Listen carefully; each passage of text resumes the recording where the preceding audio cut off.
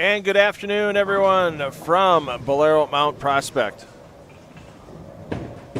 In Mount Prospect, Illinois, this is the 3 p.m. Eastern Time, 2 p.m. local time squad for the PBA LBC National Championships. Thanks to everyone joining us today for this squad. I'm $2 Phil Brylow taking you through the squad today. No special PBA exempt pros in the booth this weekend. However, what we're going to do here in the main feed is if you get some questions, drop them in the chat. We'll try to get them answered for you, especially if it's about the LBC National Championships. We'll have our tournament manager, PBA Director of Rules and Equipment, Neil Stremmel, wearing a couple of hats during the run of this event, as he's taking care of the day-to-day operations of the LBC National Championships this season.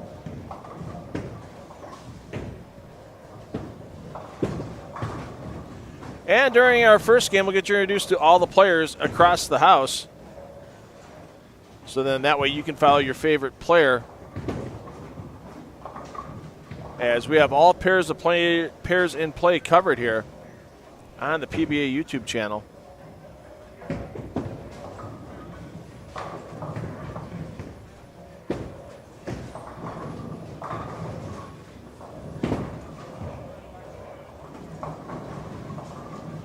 And also a special thank you to everybody joining us on the PBA Lead Bowler Certification Facebook channel this afternoon. Doing a bit of simulcasting. For those of you watching on Facebook, hit that share button. Let your friends and family know that they're able to watch the main feed of the PBA LBC National Championships on either YouTube or Facebook. But they can watch all the pair feeds and follow their favorite person as they roll on this 42-foot LBC National Championships pattern. And we'll talk a little bit more about that pattern after we're underway.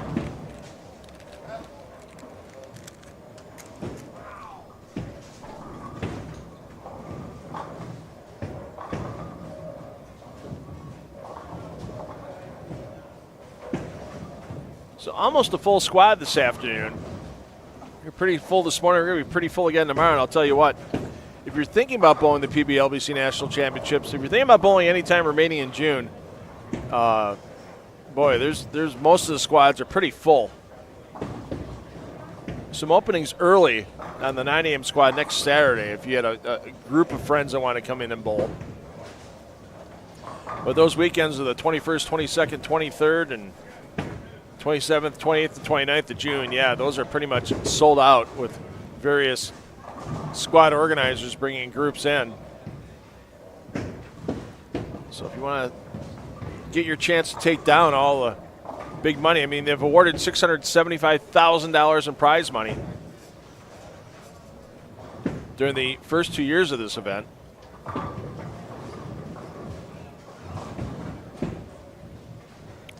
And get your chance to bowl in the PBA LBC National Championships Clash if you're at the top of any of the 8 divisions at the end of this event.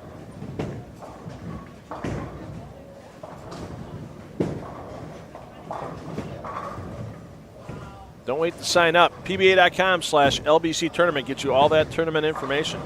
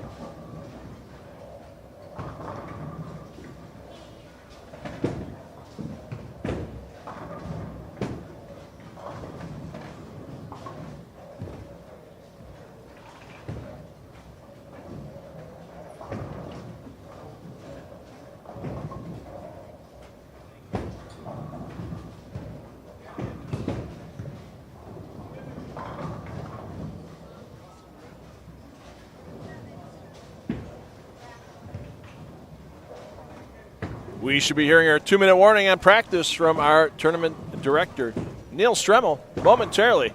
And then after that last 2 minutes of practice, we'll be underway.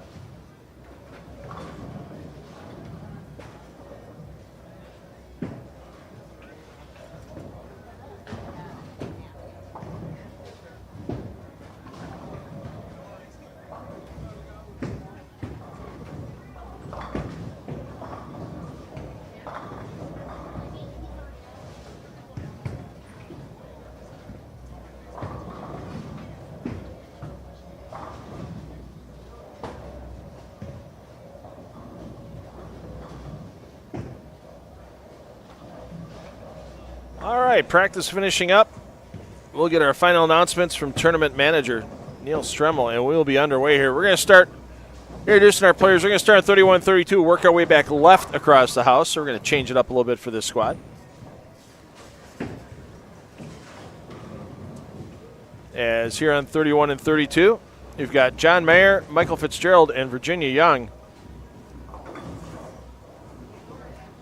John bowling in the Open Classic division, which is a scratch division. Michael Fitzgerald in that same division. And Virginia Young taking the lanes in the Women's Classic division. PBA LBC Tournament Bowlers, your 10 minutes of practice is complete. Before we get started, a reminder that as you finish each game, please hit the space bar to move your scores to the next pair. All right, everyone, let's give these competitors a nice round of applause. All right, bowlers, good luck in scoring. All right, our first balls for score underway here for this 3 p.m. Eastern, 2 p.m. Central squad. Thanks to everybody joining us on both the PBA's YouTube channel and on the PBA League Bowler Certification National Championships page. If you haven't already liked the PBA League Bowler Certification page, what are you waiting for? Hit that like button if you're on there already. You see some great clips that we do here during the run of the event, talking to some great players. Like last week, we talked to Kyle Troop, we talked to Graham Fa, we talked to Connor Pula, who's leading our Open Classic division. Today, you'll see some interviews we did with last year's class champion, Gianna Brandolino, and last year's boys handicap division champion, Garrett Baer. As Fitzgerald starts with the strike, Mayer trying to match. Now, once again, as we change pairs here in the main feed, because that's what we're here for, to follow hot hands, follow players that might be going for perfection, follow players that might be going for the lead in a division. We bounce around a lot, but you can follow your favorite player every frame, every game, every squad on the PBA YouTube channel with all of our pairs in play, streaming with the ambient audio to YouTube. And it's really neat because I hear a lot of players too, they enjoy that fact. Even if they don't necessarily have somebody watching live at home, they can have somebody catch up later on in the day, let them know where they bowled. And then a lot of those players also end up watching how they bowled when they go back home. See the great camera angles we have here up high. A good look at all the ball rotation down the lane as Virginia gets herself an opening strike. Let's get over to our lanes 29 and 30. Paul Madden, Dustin Holte McKeever, Christopher Dower, and Melanie Fiato are your players there. Dower in the Open Classic division.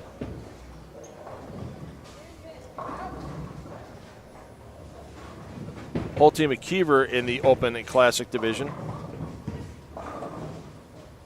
Madden in the men's handicap division coming in at a 176 average. And Fiato in the women's handicap division. Don't have her average reported as of yet. On 27 and 28, Nathan Arnold, Anthony Panko, Riley Bogard, Steve Benno, your players there. Arnold, who's up on the approach now in the boys junior handicap division, comes in at a 183 average. Riley Bogart also in that same division at 178. Benno in the senior classic division.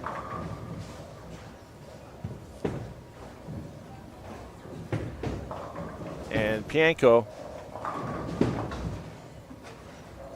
in the Open Classic division.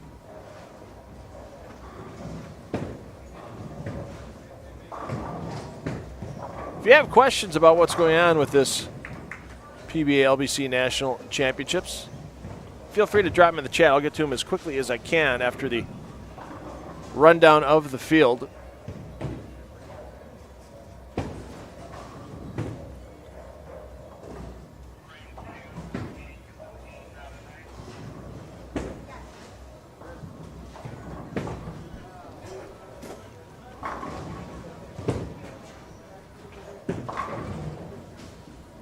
Now, once again, even though we're switching here in the main feed, you can look in the description of the video that you're watching on YouTube. Open that description up a little bit farther. You'll see all the pair-by-pair feeds. You also get those pair feeds when you land on the main page for the PBA YouTube channel. But we recommend you double tab us. That way we can follow hot hands, let you know what's going on in case somebody's maybe chasing perfection. And then you can follow your favorite player, watch them, listen to us here in the main feed. On 25 and 26, we've got Brett Clifford, Wyatt Fiato, and Robert Miller on 25 and 26. Clifford in the Open Classic division. Fiato in the boys handicap division. And Miller in the senior Classic division. Over on 23 and 24, we've got Will Kelly, Zach Wild, William Morrell, and Alex Wild. Looks like we have an absent for Alex, so Alex didn't make it. So Zach bowling for the Wilds right now. Zach in the boys handicap division coming in at a 196 average.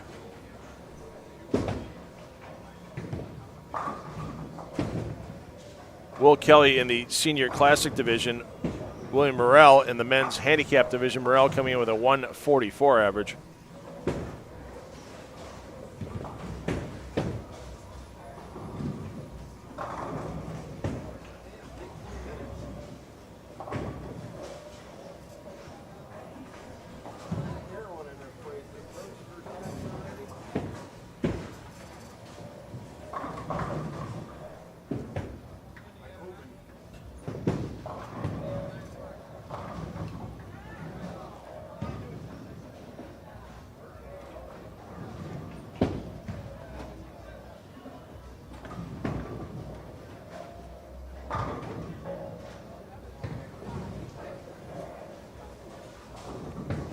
Let's get over our players on 21 and 22. 19 and 20 not in play for this squad. On 21 and 22, we have Wade Schultz, Sandra Schultz, Larry Combs, Elliot Combs.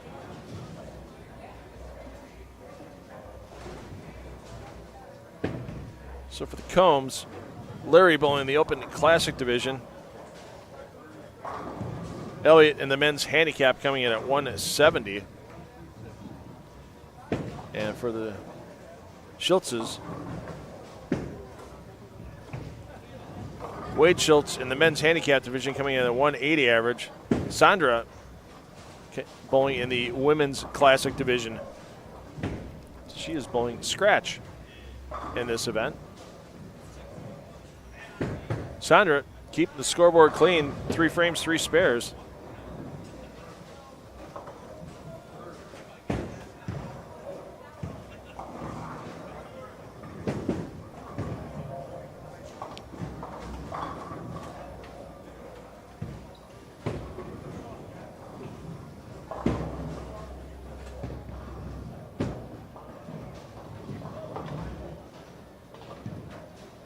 All right, everybody at home, put your hands up in the air. We got ourselves a 5-pin in the booth feed.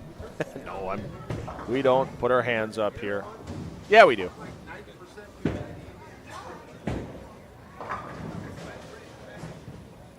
Oh, I think with Elliott being in the 170 average range, he should have a pretty good shot of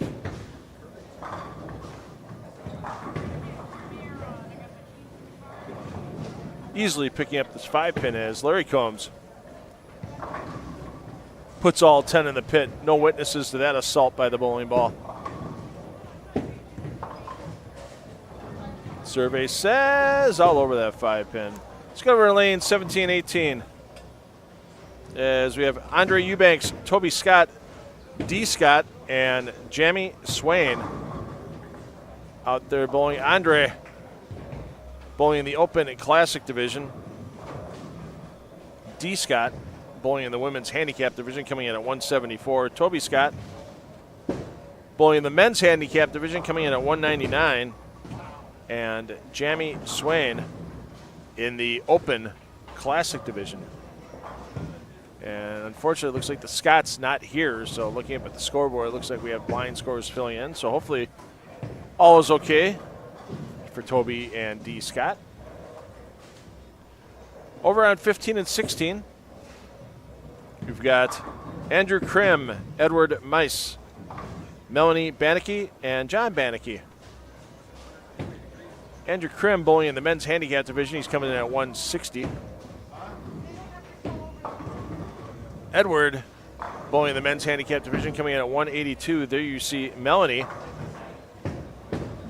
She's bowling in the senior classic division. So if you're a woman over 50, you do have your choice of what division to bowl in, whether it be senior classic or women's classic, and she decides to take the senior classic route.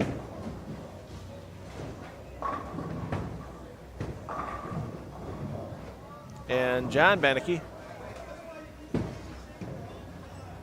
bowling in the senior classic division as well.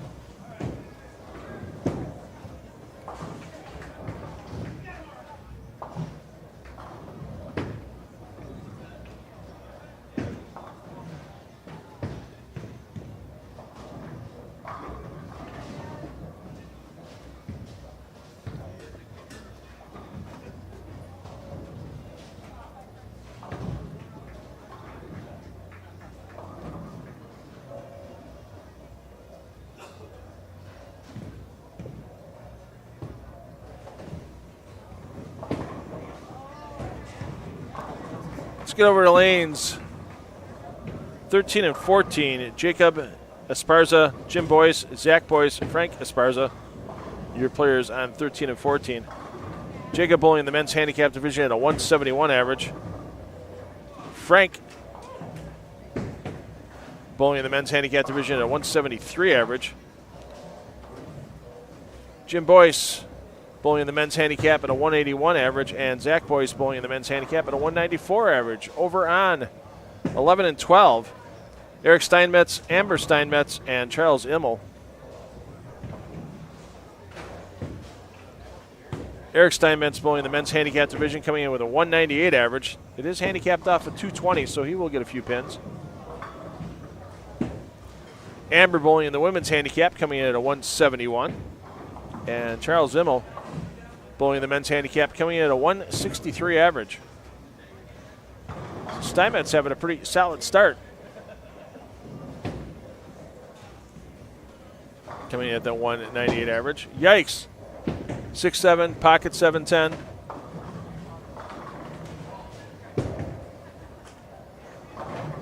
Let's get away from the bad luck we're seeing on that pair. Over to 9 and 10 as 7 and 8 not in play this particular round.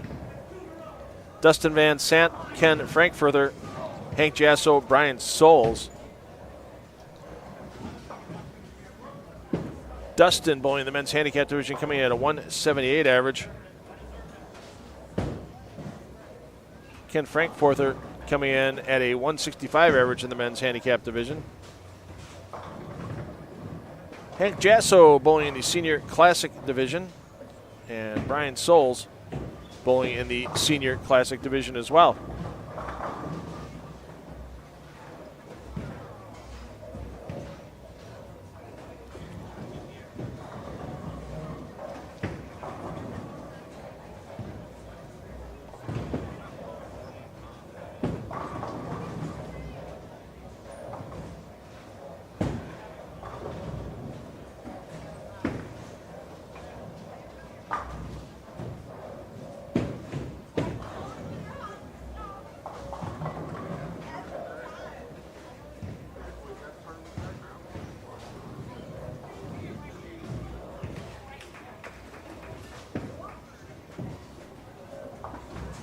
Yeah, looking at Billy Ball there, yeah, I kind of agree with you on that. I understand you're a little frustrated. It's early in the event. About tossing that split.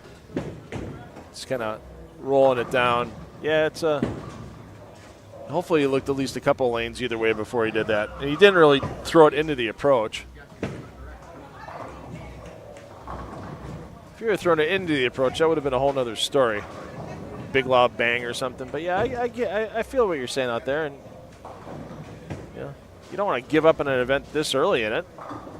One bad break does not 6 games make, especially when that break is in game 1. Let's get to our last pairs in play here on this squad, as 1 and 2 is just a breakdown pair in case for the entire run of the event.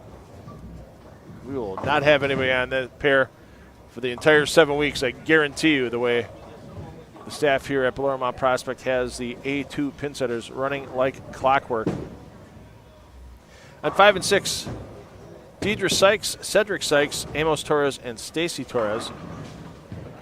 Amos Torres bowling in the senior classic division. Stacy Torres bowling in the women's handicap coming in at a 145 average. And for the Sykes, Deidre bowling the women's handicap division coming in at a 128 average. Cedric bowling the men's handicap coming in at a 172. Over on 3 and 4, our last players on the squad, we have the Thomases, Lawanda and Myrick, along with Barry Block and David Sato. Lawanda Thomas bowling the women's handicap division coming in at a 123 average. Myrick the men's handicap coming in at 208. Once again, that handicap, the handicap on our handicap divisions is based off of a 220 average. For Barry Block, Block bowling the senior classic division. Great cover there by Block. And for Sato Sutto's in our men handicap division coming in at a 212 average. So there's a rundown of the players that are on your squad this afternoon. Once again, we'll have Neil Stremmel. We'll have him stop by the booth in Game 4 is the usual plan for Neil. Once again, I want to thank everybody for joining us on a Saturday afternoon. I know a lot of you are going to be getting ready for those PBA Tour Finals coming up on CBS Sports Network tonight.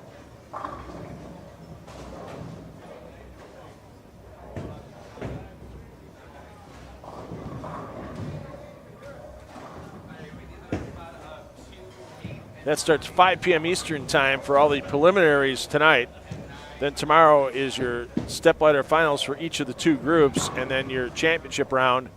That begins 9 p.m. Eastern, 8 p.m. Central on CBS Sports Network.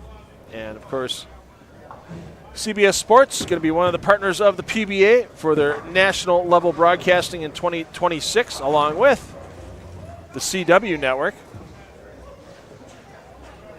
Let's go back up on the high end. We had a couple of pairs here that had some good starts. Unfortunately, Brett Clifford runs into a bit of a problem early on. Finishes strong, though, for 229. And Paul Madden, if you can convert the washout or the picket fence, pardon me, he'll be in the 230s. So a lot of our players in the Open Classic or Women's Classic division up here on the high end to start. Once again, players are being treated just like they're at a PBA Tour event, so they're going to move pairs after every game. They're going to cross the entire house during a squad. So, for example, these players you see here on 27 and 28 in Game 1, they're going to be going over to 31 and 32 next. Players that are over on 29 and 30, they get to take the big walk early. They get to go all the way down to lanes 3 and 4 for their second game. And another reason to keep us on here in the main feed, if you're double tapping us on the PBA YouTube channel, we give you the lane movements for players after each game, so it helps you calculate what pair feed you need to watch yet, because it's very rare that you get to watch the same pair feed 2 games at a time. With the lane movement getting these players all the way across the house, especially here on a full squad. And even if the squads aren't full, and we can have Neil Stremmel talk about this when he's in during Game 4. They still cross the house. They may not have all the pairs on, but bowlers will be moving pair to pair across all 32 lanes selected for this event. The only pairs we're not using inside of the 36 lanes of Bolero Mount Prospect. Our lanes 1 and 2 and lanes 35 and 36. And basically it's just the regulate squad size at 64. There's nothing about those particular pairs that would cause them to just be left out of play. And 1 and 2 is the designated breakdown pair, but we didn't need it last year. I don't see us needing it this year. If we're back here in 2026, I don't see us needing it next year. So the mechanical staff here at Bolero Mount Prospect on top of everything. You see it out of, I mean, you go anywhere. You see it out of range. You get an occasional ball call. Pin jams and keeps the ball from going up the ball return. Easily fixed. Runs through quickly.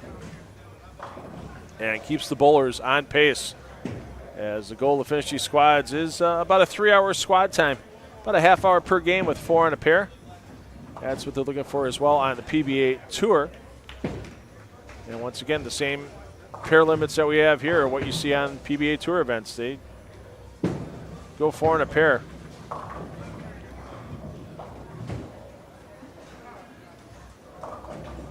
It's a good pace. You can focus on your bowling. You get a little time between shots in case you got to run to the bowling bag and try a different ball, or even run up to the bar and get one of the $3 domestic bottles that are one of the drink specials during the run of the PBA LBC National Championships. And you are allowed to have alcoholic beverages that are purchased within the building while you bowl if you are of age during this event. I'm looking down the concourse here from my booth behind these lanes 5 and 6 you see right now, and there's quite a few bowlers deciding to take the option to have a domestic bottle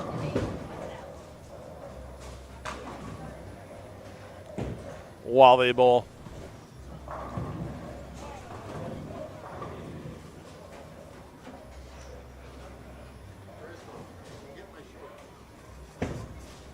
So thanks everybody for joining us this afternoon from Bolero Mount Prospect. There's one more squad remaining here on weekend number 2 of 7 for the PBA LBC National Championships. That is tomorrow morning, 11 a.m. Central, so noon Eastern time if you're joining us from the state of New York, or maybe even the state of Maine, state of Florida, all in that Eastern time zone. And of course, for those of you that enjoy a little bowling with your breakfast on the West Coast tomorrow, it's perfect timing because it'll be a 9 a.m. Pacific time start time for us here at Bolero Mount Prospect. So your player movement this game, players you see here in 3 and 4, they're moving to 9 and 10. Players in 5 and 6 are moving to 11 and 12, so they're skipping 2 pairs. Actually skipping a pair in play and landing on the second. So if you're watching somebody on 27 and 28 this game, they're going to skip a pair, land on 31 and 32 this game. So skip a pair, land on the second for the pairs that are in play. So appreciate everybody watching. Hey, for those of you on social media, let people know that they can follow, if there's somebody that you know bowling today, let them know they can follow them today here on the PBA YouTube channel with all the pairs in play. They can follow the main feed on either PBA YouTube or the PBA League Bowler Certification Facebook page. And that's for every squad of the tournament, every game, every frame, every bowler. Streaming to PBA YouTube. So if you're planning on bowling this event in the near future, maybe you find somebody that throws the ball kind of like you. See what they're using, see how they're playing this 42-foot oil pattern. You can get all the help you want, but as we all know, execution is key once you arrive inside the building here at Bolero Mount Prospect. Game 2 of 6 coming up next.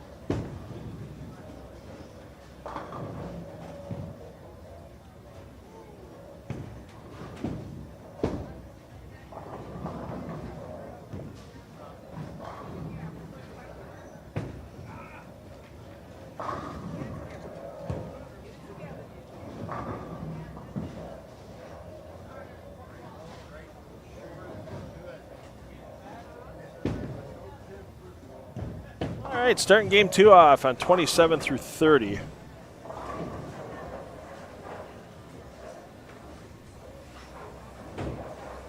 (27-28), we've got Will Kelly, Zach Wild, William Morrell as Alex Wild is not here. Next door,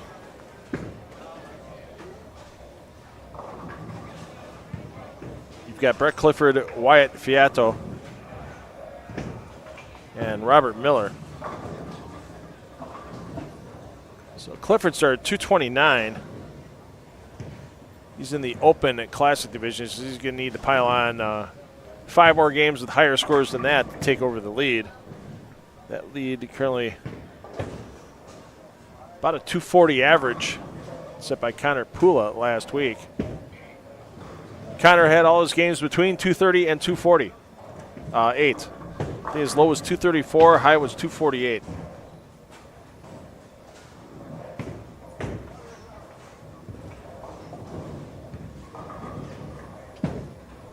As Green Machine said, there are still openings in this event. Weekends 4 and 5 are pretty much sold out. Next weekend's weekend 3. Only having competition on Saturday. Father's Day, we're going to be taking off here at Bolero Mount Prospect. There are some openings on the late squad on Saturday. Not as many on the earlier squad. Hey, backdoor strike? No, the backdoor head pin for Morrell. Yeah, those following 2 weekends, though, jam-packed, all sold out. But the first weekend in July 5th and 6th, along with our final weekend of competition, July 12th and 13th.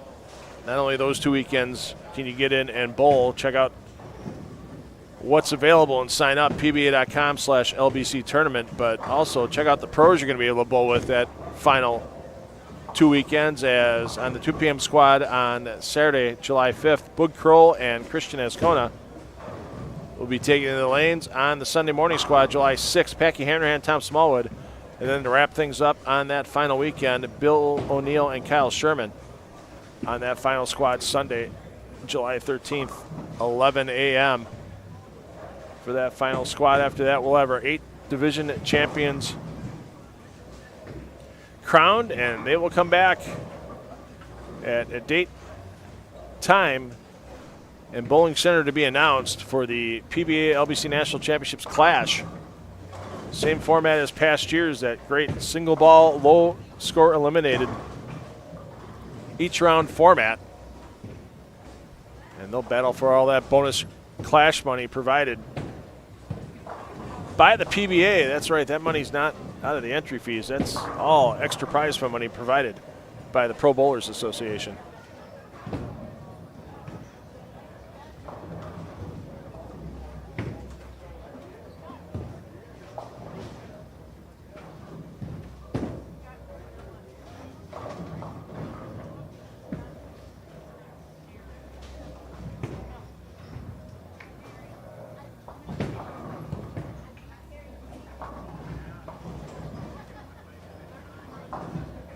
We're going to make a quick run over 31-32 is Riley Bogard. He's in the boys junior handicap division. Started off hot. He's got a game of 256. Looks like he's getting about 34 pins a handicap a game off his average.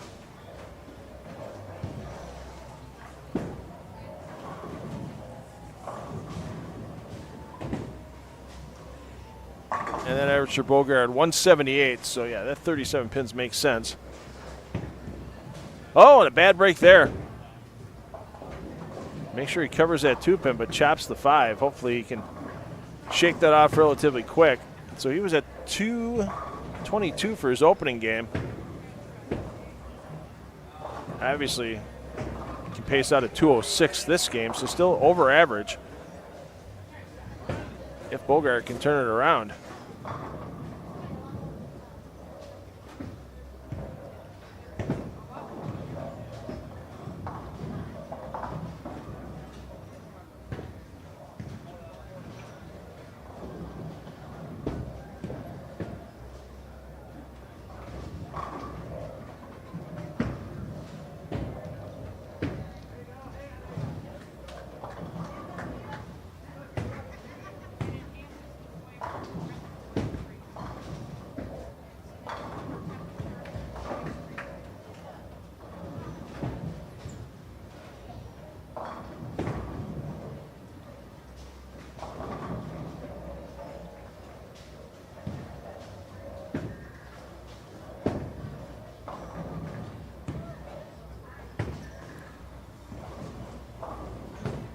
Steve Benno, front five. Bogart finds more problems. Benno taking care of business in the senior classic division.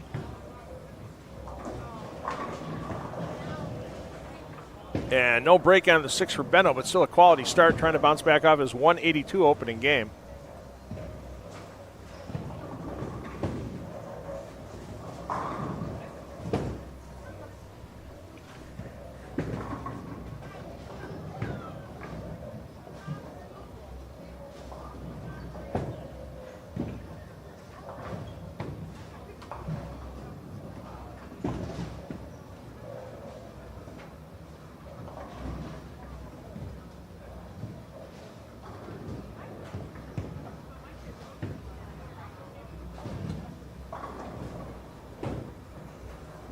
With this being just the second weekend of the event,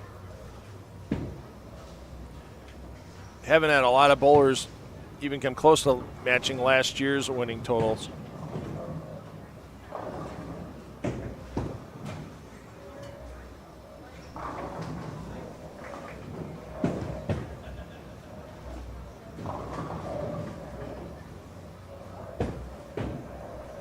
For the senior classic division, that Benno is bowling in.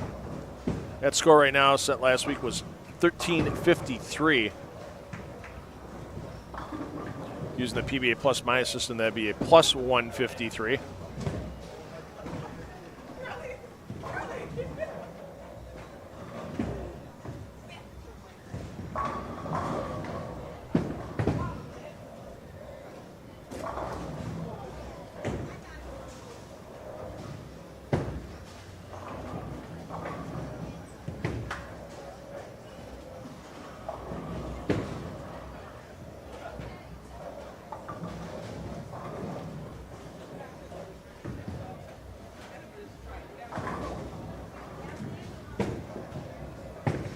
So 225.5 average is leading the senior classic division right now. That's not going to take it.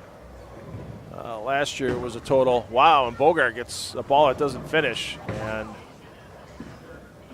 he's looking at back-to-back-to-back opens, the Bo Burton buzzard. Billy Froberg last year averaged about 237 in winning the senior division.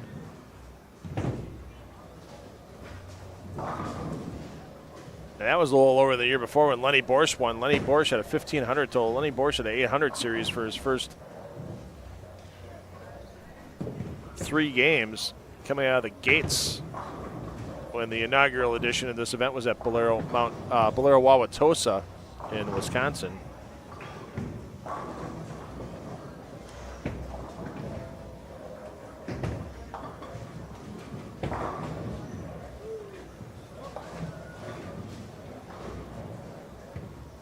Let's take a peek down. Some of our players looking for hot hands. Across the lanes in play here. Don't see many right now.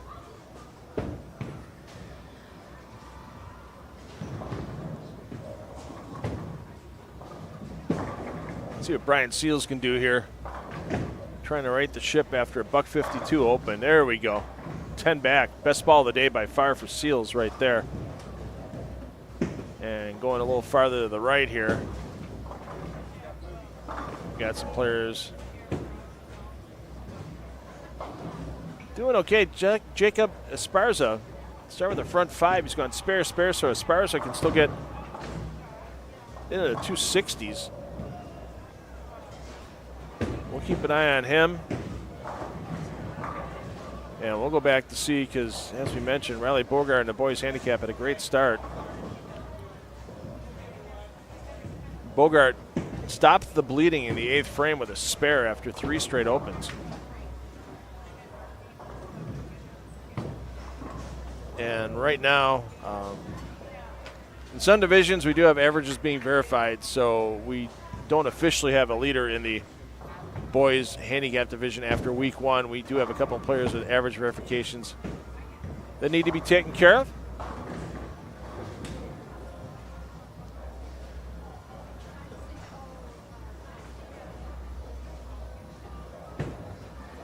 But Bogard looking to get his name near the top of that boys junior handicap leaderboard.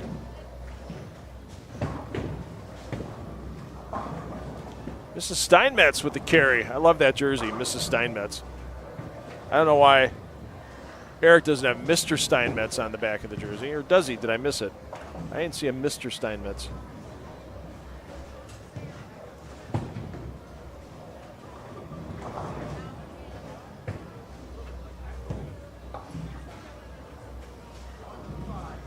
Let's see what Jacob Esperanza can do here.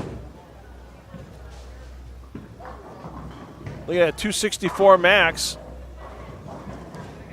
And he gets them all to fall. So keeping that dream alive.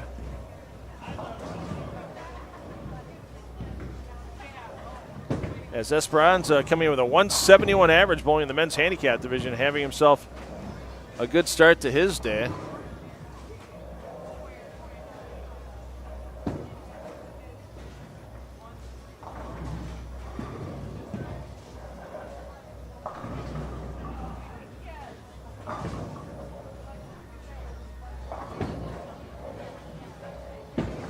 Yeah, we need a Mr. Steinmetz jersey. If you're going to have the Mrs. Steinmetz jersey, you got to have the Mr. Steinmetz jersey.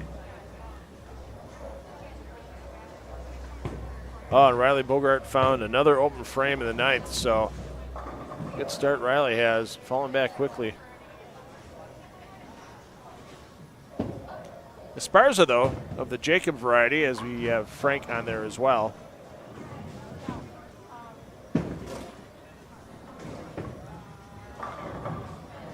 Frank's in the men's handicap division as well, coming in at a 173 average.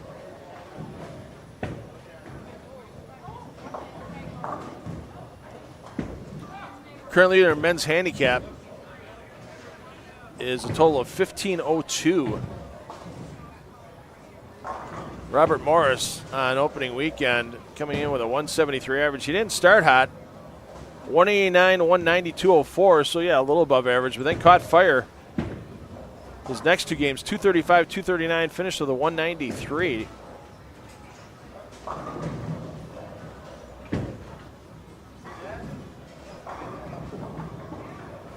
So finished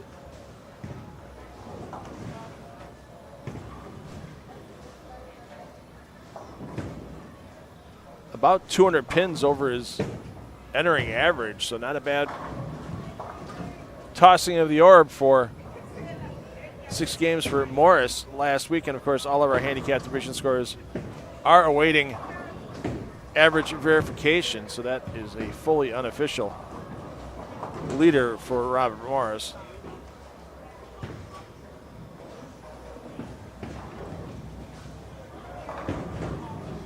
Hey, great cover for Esparza. Could finish in the 230s. Have himself a solid start. Let's get back over to Bogart. Looking to finish at 179. If he can strike out in the 10th. Started off strong this game. Spare 3-bagger. But then 3 straight opens and 4 of the last 5 frames being open has really put the roadblock out on Riley Bogart's score sheet.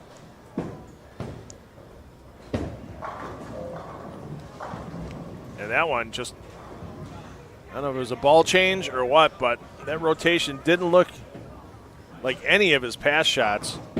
Way end over end, and that ball had no chance to turn over. And that's the one thing as a young player you need to learn in a hurry is just because you have a good start, you can't give it all away and get emotional and then keep sliding down that banister of spikes called self-doubt.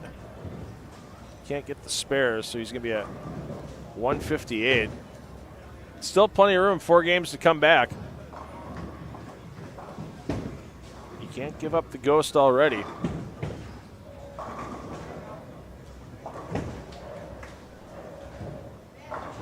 If you're Riley Bogart, I'm sure he's got a parent or friend here you can talk to, either help him out with maybe a different ball selection or just calm the young man down for a little bit. putting pressure on yourself in some cases is really the worst thing you can possibly do, especially when you're stepping up here to a tournament at the national level.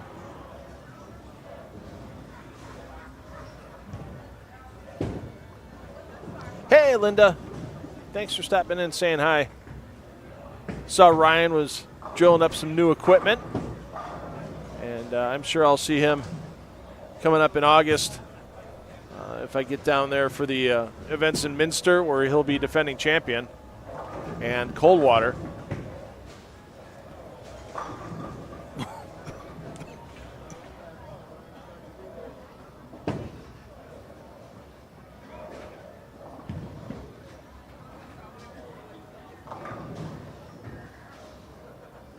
Those two great PBA Central Region events.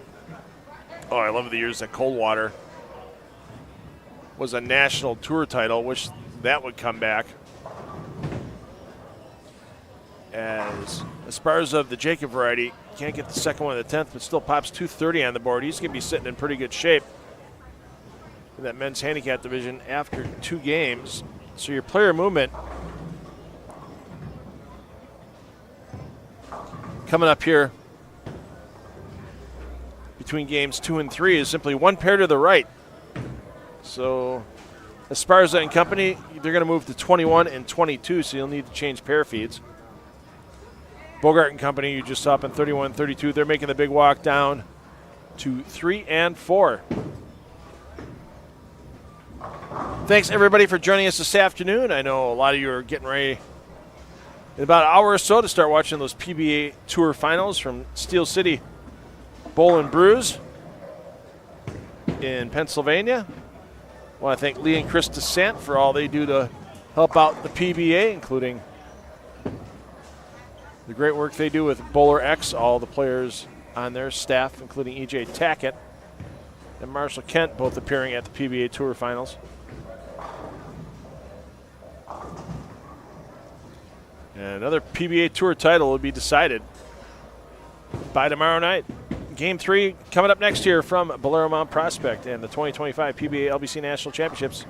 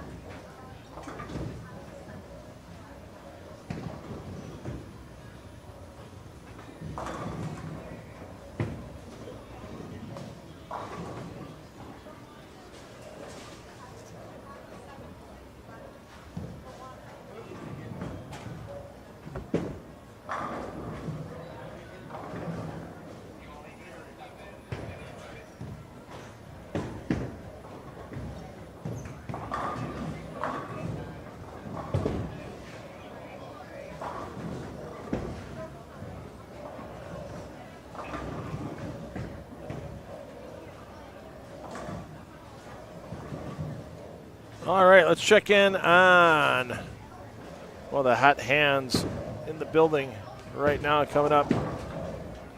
Jacob Esparza.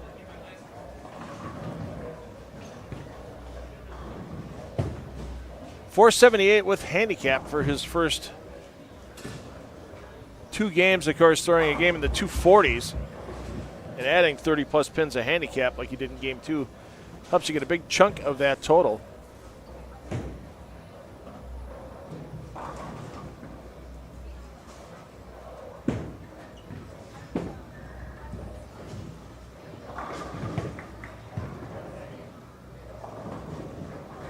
And, I thought we were going to get a lucky break for Esparza there. Not happening.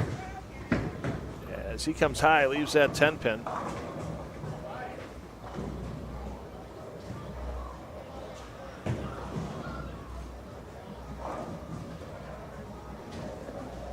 Once again, last squad of the weekend is tomorrow.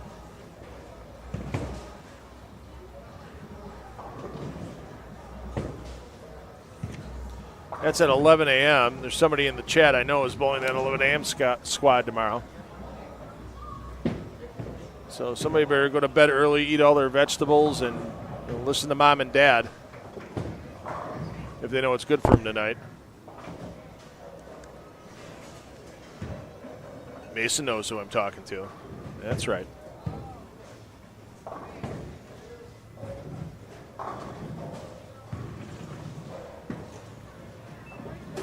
So once again, this oil pattern, 42 feet in length, 31.25 milliliters is the volume.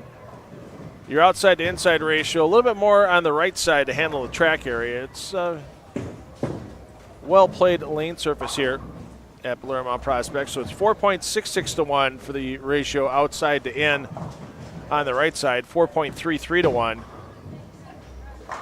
on the left side, a little asymmetrical to even things out. If you want to look at the pattern, it's actually available to you on the LBC tournament page at PBA.com. That's right.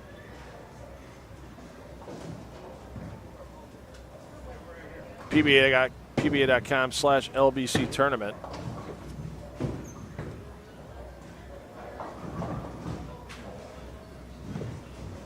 And thanks to the magic you do here in the booth. Youch, solid 8 for Esparza. That's going to be a little painful. Take a look at that pattern here. There you see all the numbers. So 17.2 milliliters on the forward pass helps create some hold. Reverse oil, 14.5. That's what actually makes the hold a little bit more as you pile on. And there you see the shape of the pattern. And if you have a local bowling center that can take this chart, you see all the numbers in the chart on the left side of your screen.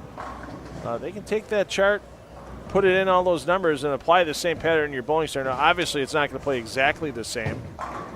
You might not be using the same type of Kegel oil that they're using here. The lane surface might be newer or older or wood or a different type of synthetic. But you can get at least a good idea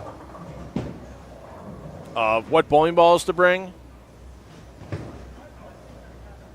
I mean, you're allowed 6, depending on where you're traveling in from. If you're flying or not, you might not want to take that many. You might want to only jump on 3, but then you can choose the 3 that you want to get you through the 6 games of competition. And if you missed it this past week on the PBA League Bowler Certification Facebook page, there's some great videos that Neil Stremmel, our tournament manager, along with Norm Duke, where they talked about how to get ready for your first time in a particular bowling center if you've never bowled there before, what to look for, what to try to find out. The actual discussion of the oil pattern, what possibilities there might be to play on the pattern. So if you missed any of those Neil Stremmel bowling breakdown videos, they're on the PBA YouTube channel along with links to them on the PBA League Bowler Certification Facebook page.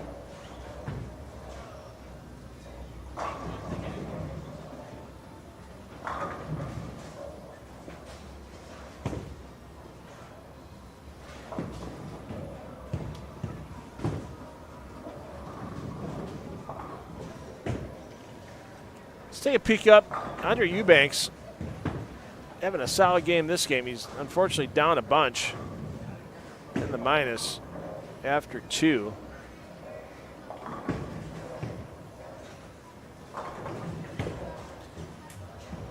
Had somebody send me a text, ask me earlier if there's any side action available on site. Yeah, there are brackets available on site, handicap and scratch. There's also the great side events you can be a part of as well that you can sign up for on League Pals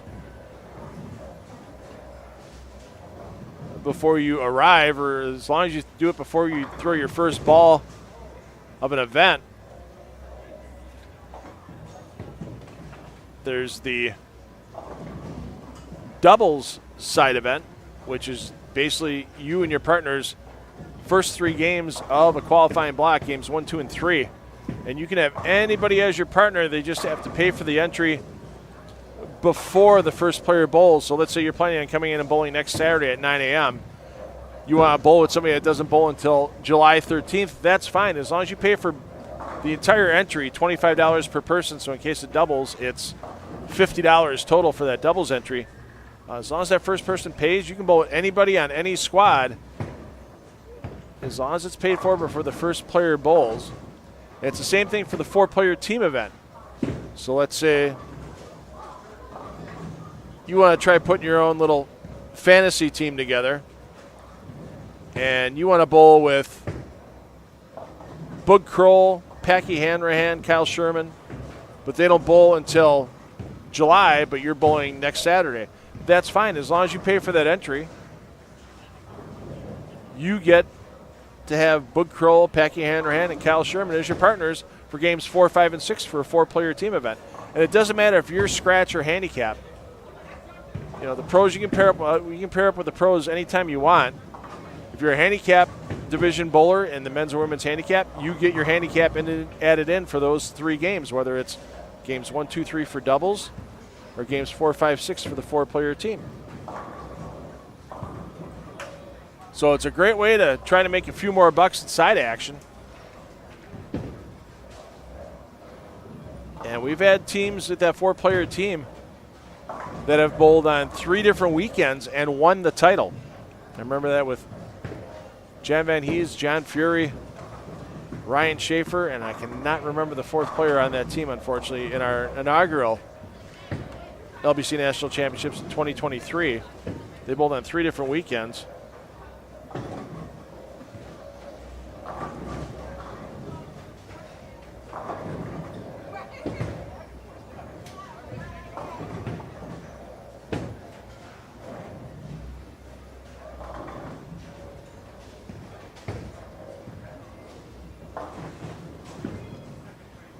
So you have that same opportunity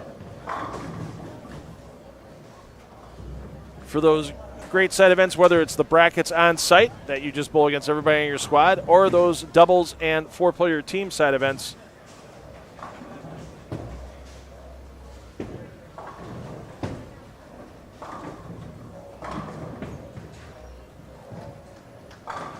That run the entire length of the event, and you can bowl with anybody that hasn't bowled yet.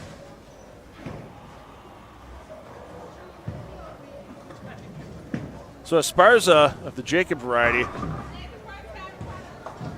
trying to get something going late here in game 3.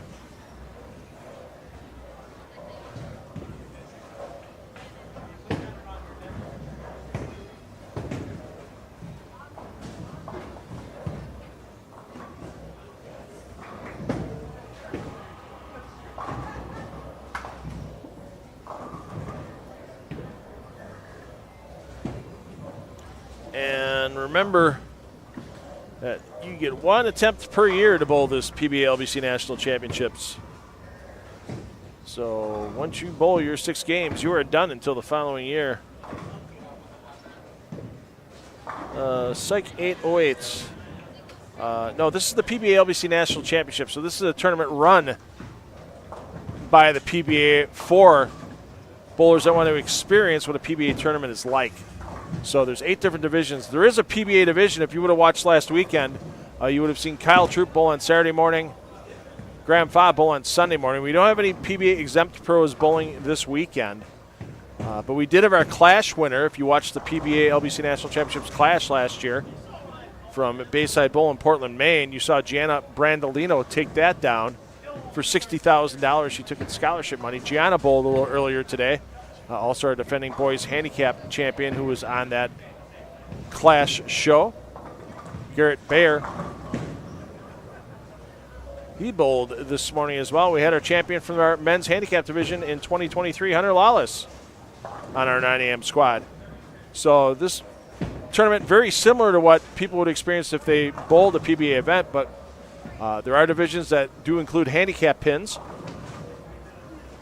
for men and women, boys and girls, so they can still bowl the event but get the feel of what it's like on a PBA event. You move lanes across the entire house for your 6 games. You need to record your bowling balls, serial numbers on the score sheet, have it verified by another player. Your bowling ball could be selected for testing by our tournament manager, Neil Stremmel, if a check is deemed in order. The lane pattern out there, it's not what people would see in league, but it's also not what players see on the PBA Tour, with it being about a 4.5 to 1 ratio if you kind of even out the left to right side asymmetry. But it's 42 feet in length. It's 31.25 mils in length. So a lot of these players might not see that much oil, especially in the front part of the lane at their home bowling centers when they bowl league. So here's where they get to experience what it's like to bowl a PBA event without having to have the upper 1% of 1% talent that it takes to bowl on the PBA Tour improper. So, and there will be some more PBA pros. We'll go over it during Game 4. The remaining PBA exempt pros and what days and times they will be bowling. So if you're interested in tuning back in, as we have every game, every frame, every player, every squad for this run of the PBA LBC National Championships live streamed once again. So I'm $2 Phil Brylow. A lot of you know me back from the days of Extra Frame or Flow Bowling's first couple of seasons when they had the PBA. So doing my own thing as $2 Phil and 10 on the Deck Productions, and glad the PBA has chosen 10 on the Deck Productions for the third straight year to handle the live streaming necessary for the PBA LBC National Championships. We have 32 lanes of streaming going on. Don't have every pair in play this round, with a little bit smaller than a sellout field, but still nice and full. A lot of players trying to get their chance to take down that $25,000 guaranteed.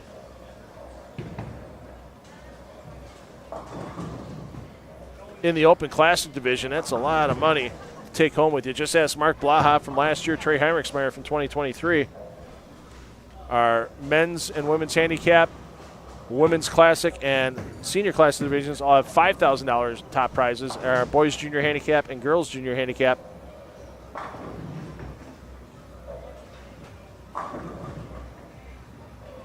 have $2,500 in smart scholarship money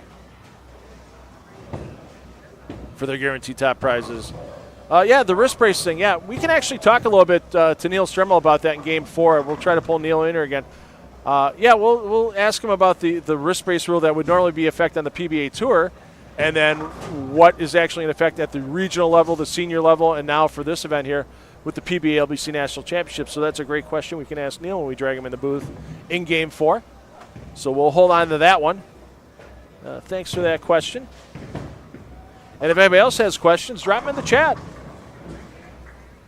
We'll ask and get answers whenever possible for those questions.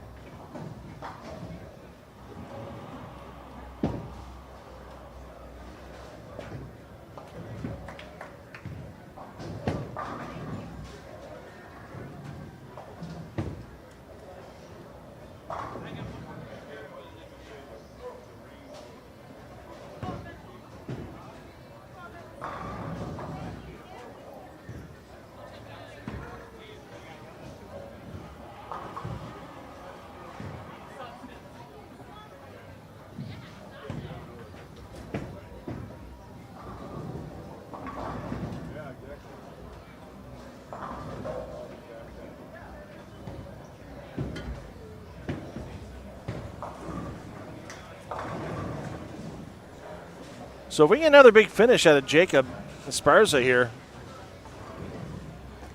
he can still get to 204 pins for his game.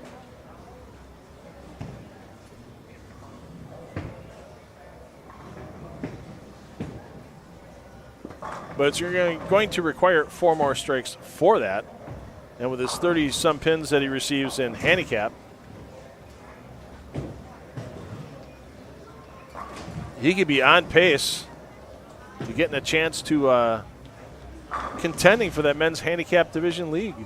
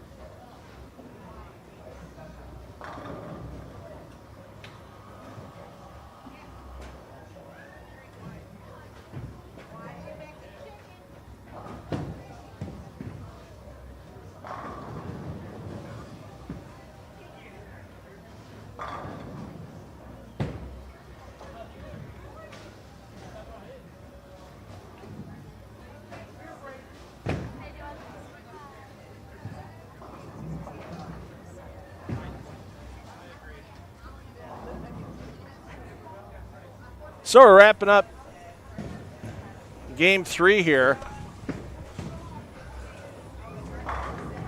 Getting into Game 4. Not quite in Game 4 yet.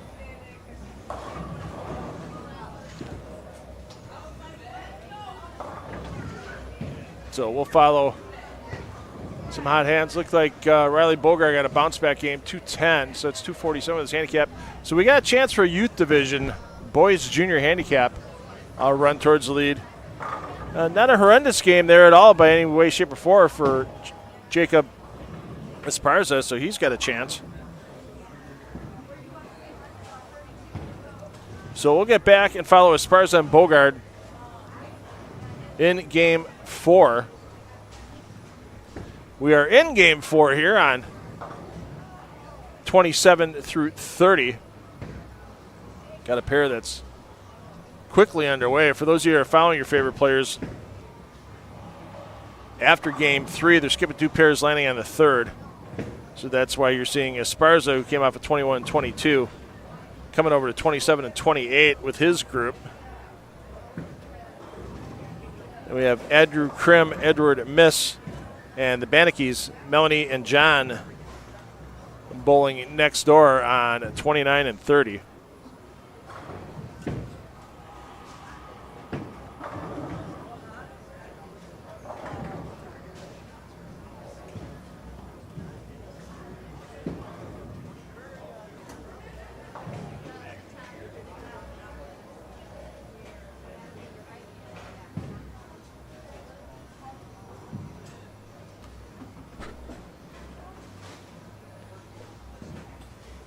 So these will start the doubles games for bowlers that entered that optional, it ends the doubles games 1, 2, and 3. This starts the 4-player team event. So, Joe Bowler, no, this is not the Pro-Am. This is actually the PBA LBC National Championships. So this is your chance as a bowler to experience an event similar to what the PBA pros experience when they go to their national tour events. You come in, you check in the tournament office, you get your bowling balls taken care of. There's a paddock for you, just like the pros have. You come out on the lanes. You get ready to bowl. We got the national anthem for you. We got a nice presentation by Norm Duke as well you get to watch. And then you get your 10 minutes of practice like they do on tour. You cross the entire house during your 6 games. You're not in a full PBA-type condition, but you're on something a little tougher than what you see at home with this League Bowler Certification National Championship condition. And you bowl your 6 games, and as I said right now, these are the 4-player team games for that optional side event. And you can enter with anyone in the event. You can enter with 3 other pros if you want, even if you're a 110 average bowler, bowling in the women's or men's handicap divisions. You can do that. So it's a really great thing to have. And another really great thing to have is always good to have a Neil Stremmel. Whether he's in your booth, whether he's on your building or in your building, it's always good to have a Neil Stremmel. Neil, thanks for joining us. Thank you. And we had a question posted in the chat, and it's perfect timing to bring you in here about wrist devices and bowlers in this event using wrist devices, because when they came into the chat, they originally thought this could have been a PBA Tour event that we were being streaming. And if that's the case at the national tour level, those devices are not allowed. What's the logic behind those devices not being allowed on the PBA Tour? Yeah, so any wrist device that has something to do with supporting the wrist, whether it's metal or hard plastic, is not allowed on the national tour. We do allow it in PBA 50, or if there's any type of event like the Lucy where we have female competitors, they're allowed to use it. So PBA 50 and female can, as well as the regional tour. It specifically says in the rule, like the regional tour, it's allowed. So it's only the national tour that doesn't allow wrist devices with that support. So this is the LBC Championships, League Bowler Certification Championships. So this is more, we're following League Bowler rules, and so it's only the national tour that you're not allowed to use that. And I guess the reason for that is, anything national tour wise, we totally limit, anything that would be helpful. I don't know how else to put it. Artificial assistance. Yeah, let's go with that. And just like we don't allow plugged bowling balls, for on the national tour, but you can have plugged bowling balls in the other tours, and so it's really just to make sure there is no artificial assistance, like you said, or any help that is not to do specifically through bowler skill. With the plugged bowling balls, it's there's betting, for example, there's betting is allowed on PBA events, and so you don't want to have any kind of question that maybe somebody did something behind ball plug or a ball slug or whatever, and so we just don't allow it, period. Yep. And but in the other levels of competition, there's not that kind of legalized gambling going on, so right. we just do not worry about it as much there. Plus, the guys on the national tour kind of get whatever they need as far as bowling balls go, so there's no need for them to be plugging and re-drilling equipment. So. And that's another reason why, looking at the equipment on the national tour when it comes to bowling balls, there's those limitations on how old a bowling ball can be at the national level that doesn't exist at the regional level or the 50 level. Yeah, exactly. So any equipment used, in addition to they can't be plugged or slugged, is you have to have a ball serial number on it that I can verify that it was made on or after August 1st, 2022. And there's a couple of reasons for that. One is, that was the last day certain balls could be made at 72 hardness. Now they're 73 hardness. Yep. As well as, as time goes on, certain balls can, change over time. And so, this limits what that time change can allow, sure. If that makes sense. So let's say there's a ball such as the Storm High Road that's been in production forever and ever.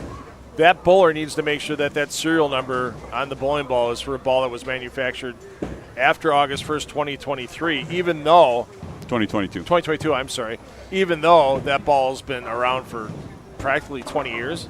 Yeah, so, yeah. Longer than that, I think. So, perfect example. Yeah, so that ball's been made made and successful and right. can hook plenty.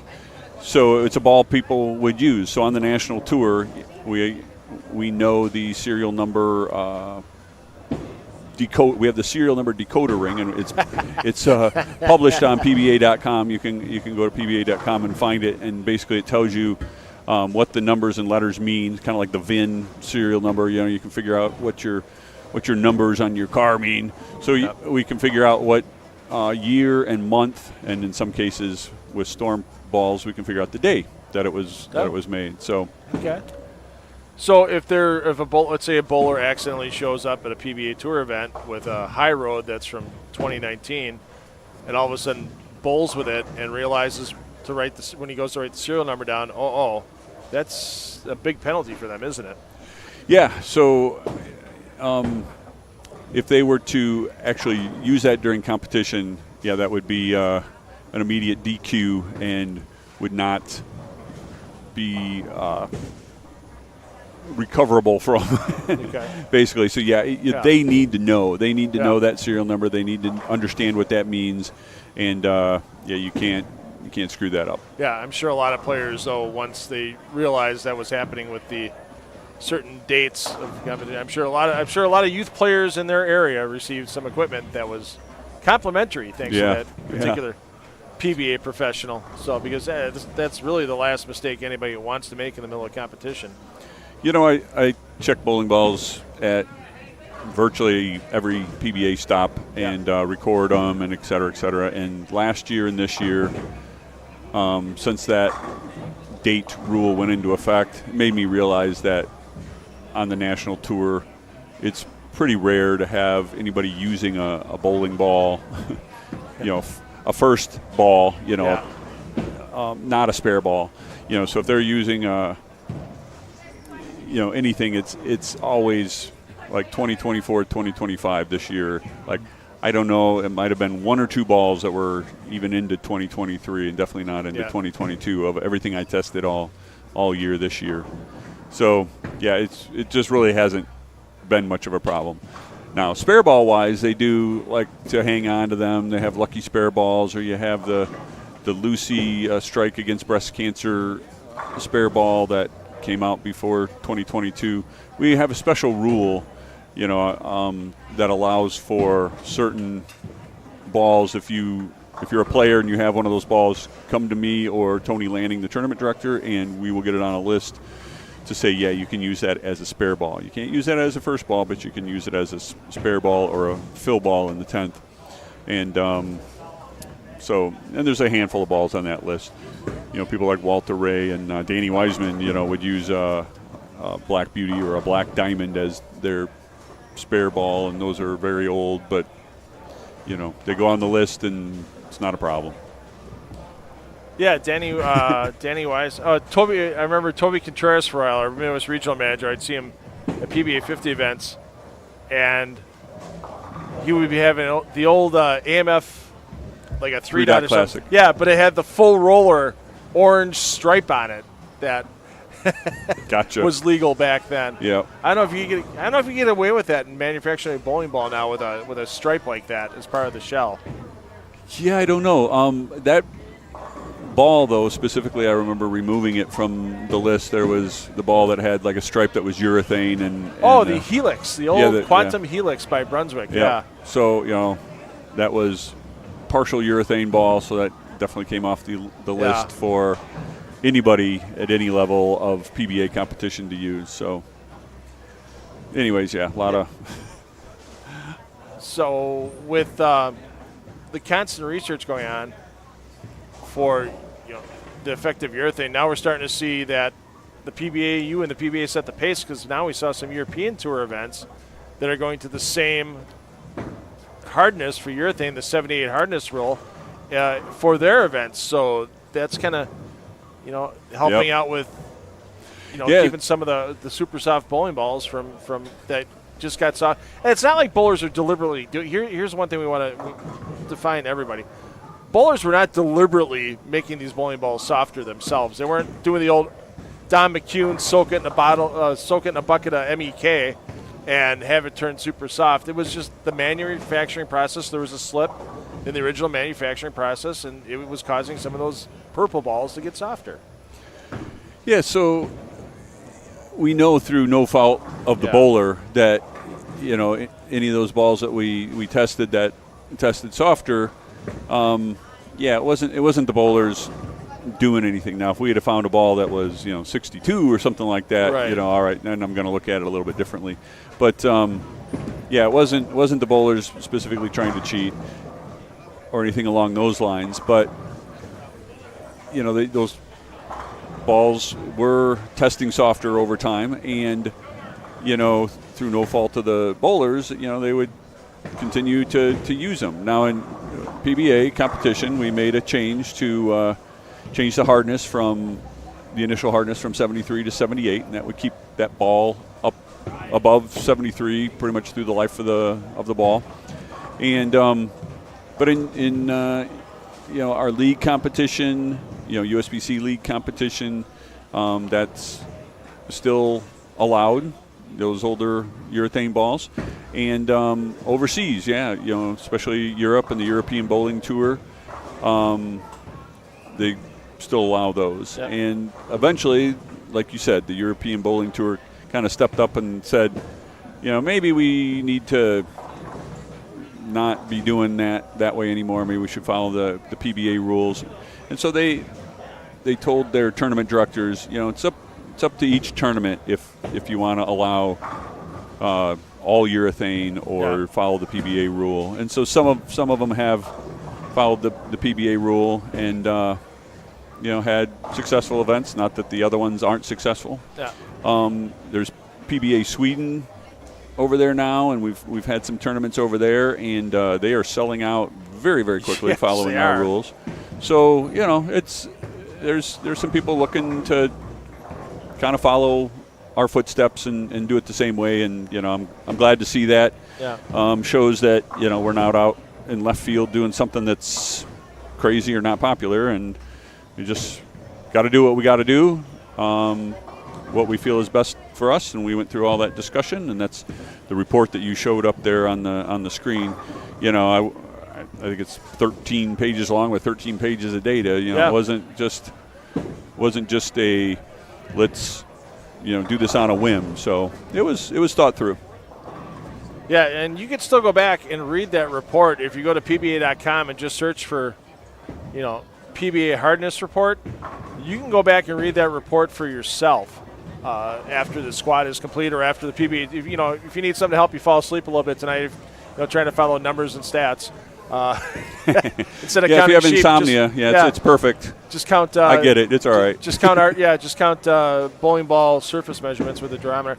But that's the thing is that the transparency. It's like this event. The PBA is being very transparent with this LBC National Championship event, and one of the ways they're doing is with the live streaming. Another way that they're doing it so people can see that everybody's playing on the same pattern. You're walking through the house after every squad, making sure that lane pattern, there's only one lane pattern programmed in those Atlas machines. Yeah. That's an LBC pattern. You're walking the lanes, making sure that a buffer's, everything's working correctly, nothing aired out, and all of a sudden, we got a pair that doesn't have as much oil on it, that type of thing. So there's all kinds of transparent things that the PBA is doing for this event, let alone the ball hardness thing, let alone the string pin for cubic testing you did for cubic AMF that now they are certified for PBA regional events for titles, where last year they weren't.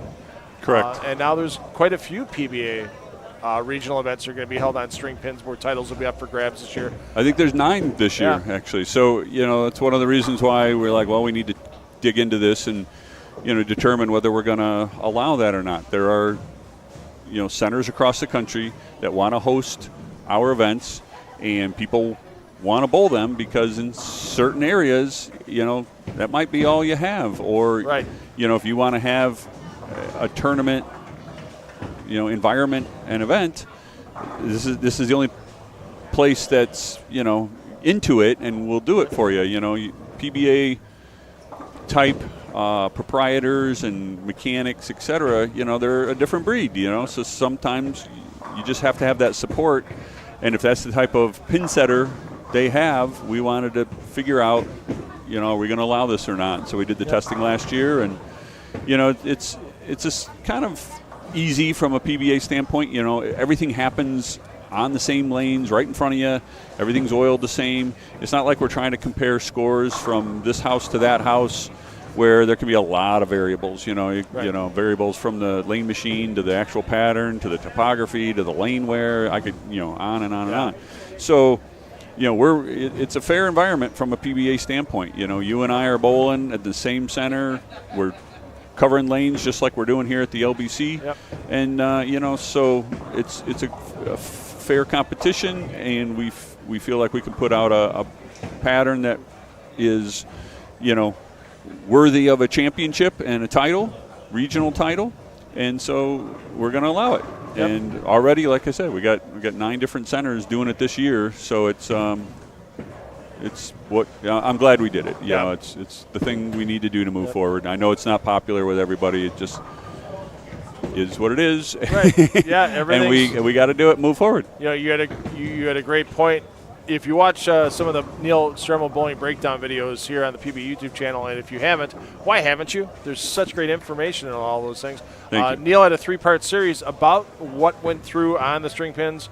He talked with Neil Pennington from Cubic AMF about what it's doing, not just for the bowling centers, helping them stay open, but for the industry as a whole. And it's pretty neat. If you get about 20 minutes to watch those 3 videos, I would suggest watching them, because it really gives you the lowdown about how the industry is changing, and it did that 40 years ago with synthetic lanes. I mean, in the video, there was an article they found from the LA Times back in 1982 that said, "Is this the future of bowling?" And it was talking about synthetic lanes. So So I did do that comparison where I compared synthetic lanes to the string pin machines, and a few people just missed the point altogether. And when I talked about in the 80s, ABC approved synthetic lanes, and like I said in the video, I'm like, I remember people, saying, "I'll never bowl on those plastic lanes." Yep. They're just, not happy with that decision. And I feel like it's very similar to people being not happy with the string pin decision. And like I said, I get it. But had we not made that decision as a bowling industry back in the 80s, where would we be today? Like at least 80, probably 90% of the centers are synthetic lanes. If they still had to be wood, I can't imagine how many centers we would still have today. It would be, bowling would be, a fraction of what it is today. So it was a great forward-looking decision, in my opinion. And so I said, we might look back at string pins because of maintenance and the mechanics and the current situation we have. Look at string pins in 20 or 40 years and say the exact same thing. Well, luckily we did that, or we would have lost, so many bowling centers. And somebody said stuff about, you can't compare scoring between a string pin and synthetic lanes. I wasn't comparing scoring. I was just saying it's a major change, and there's a reason for it. And had we not approved synthetic lanes, I don't care about scoring. Synthetic lanes changed ball motion. It changed scoring. It changed how you oil the lanes. It changed a lot of things. But had we not done it, we'd have been, I don't know where we'd be. We wouldn't be in a good position. And I'm just saying the same thing, regardless of scoring. The fact that string pin machines go in is going to, in my opinion, and from a data standpoint, it supports making the change. It's just we're gonna be better off in the future, and bowling is going to be around longer because of it. So. Absolutely. So, it's like what's the next revolution in bowling going to be? I mean, now I see that they've developed this material called superwood by changing the cellular alignment of the cellulose from trees. And supposedly it's as strong as steel. So you can imagine a lane surface using that superwood that could hold up for so much longer without because synthetic lanes track out. Yeah. They get worn. It's just like anything else with friction. It doesn't matter what it is. You roll a pencil on a table enough times, it's going to take some of the finish off that table. Yeah. It's just a matter of over time. Yeah, it's just physics. Anytime there's two objects in contact with each other, there's going to be friction and there's going to be wear. And Bill Taylor's oilless lane, ended up having wear, and even though it was a good idea, we couldn't get there. And anytime there's wear, the problem is we have 16% left-handers and the rest are right-handers, and so the wear is not going to be consistent on both sides of the lane. Right. And next thing you know, it eventually becomes a problem. So, if this superwood can be, our answer, that'd be great. That was another thing that changed over the years is, the density of the wood, of the maple used in pins and also in the heads.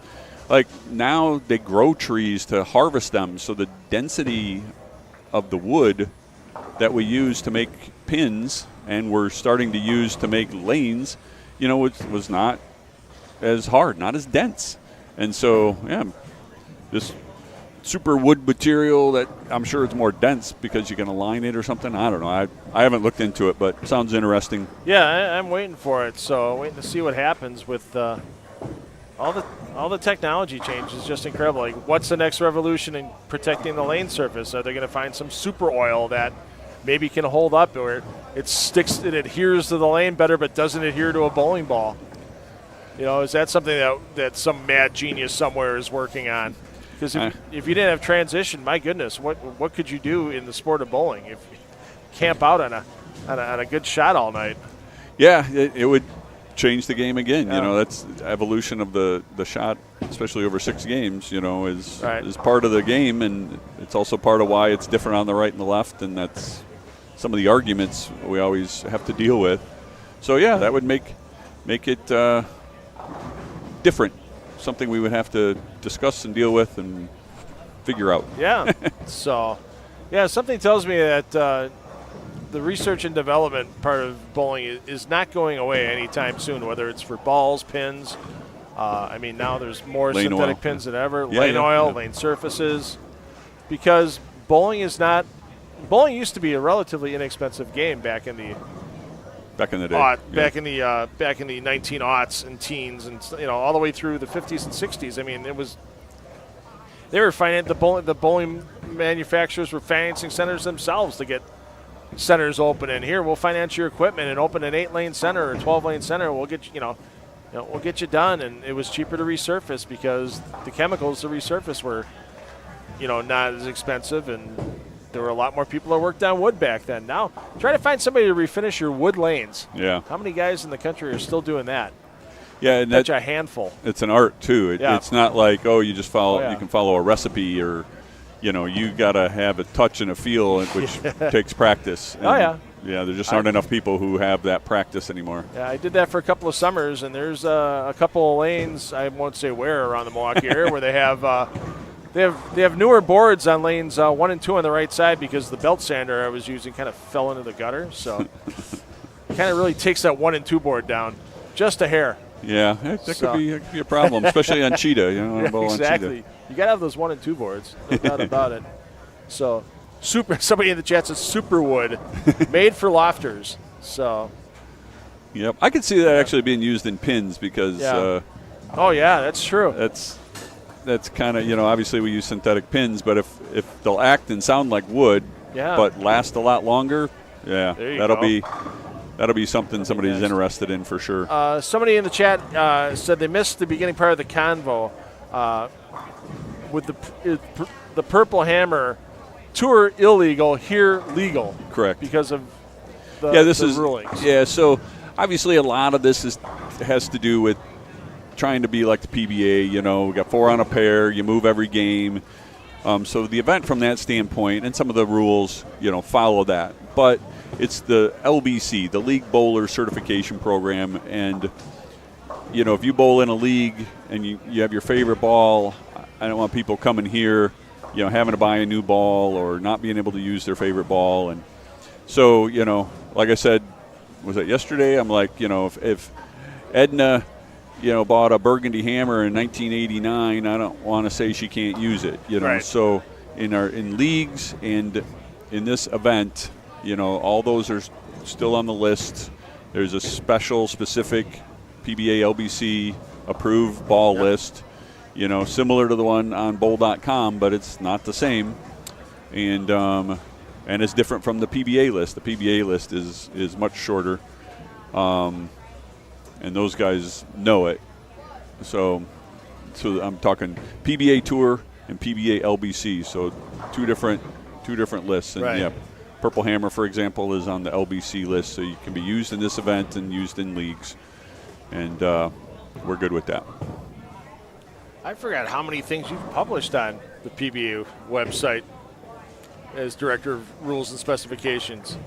Yeah, a handful of things, getting kicked off and kind of showing what's what and what the direction is, and then, the hardness tests and rules, and then the string pin stuff. So there's a list of reports and whatnot up there that I try to keep out there so at least people can find them. Yeah, and you mentioned that list of certified equipment. If anybody has a question about what bowling balls they can bring to the PBA LBC National Championships, that's the start of it. And it's nice because you can search too. You can search by brand. You can put in you can just search hammer. Search the name. Yep.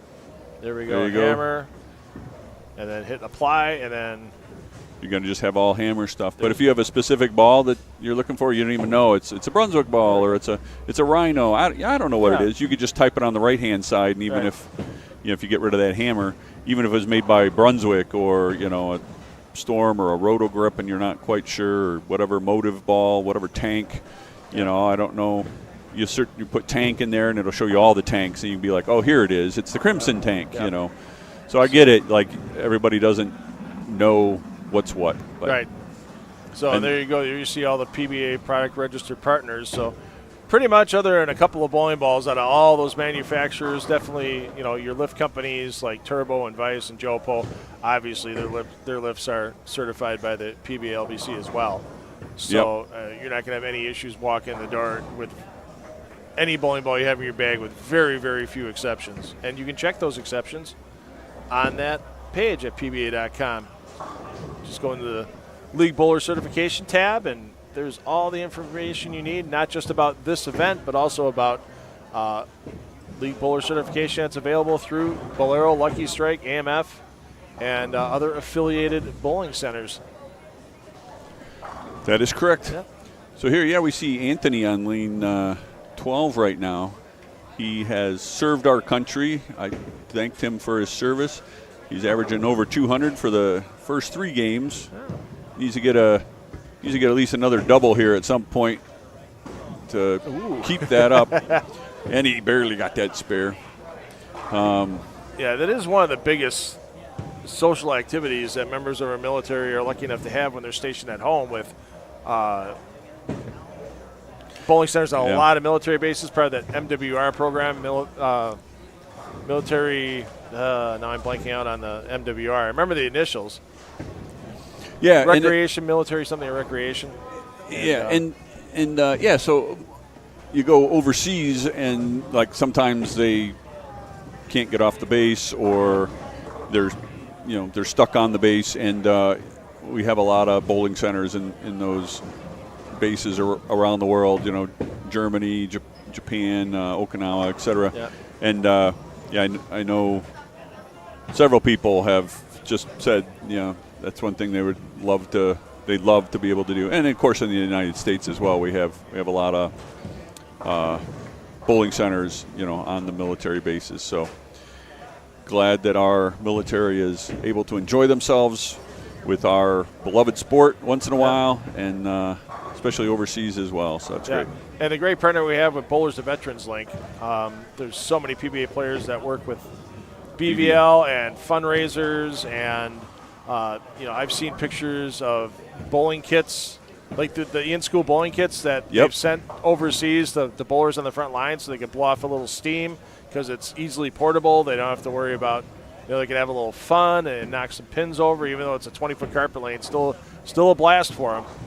And I've seen pictures of them rolling it out in the desert. I think it was Desert Storm. Actually, that's how long ago it was. But being able to just do that for a little while, and have some jokes and maybe even some bets with their buddies, and just forget about everything else going on around you for just a short bit and have some fun, have a good time. I know a couple of years back, and I'm not sure if this is still the case, but BVL was the beneficiary of PBA tour bowlers who got themselves out of line a little bit received that good old fine slip back in the day. Is that still the case, that fines from the players there have go been, to BVL? I don't know if they all. I'm not sure where they all go today. When you get down to it, if we're fining somebody for, I don't want their money. I just right. I want them to do whatever they need to do, should be doing, et cetera, et cetera.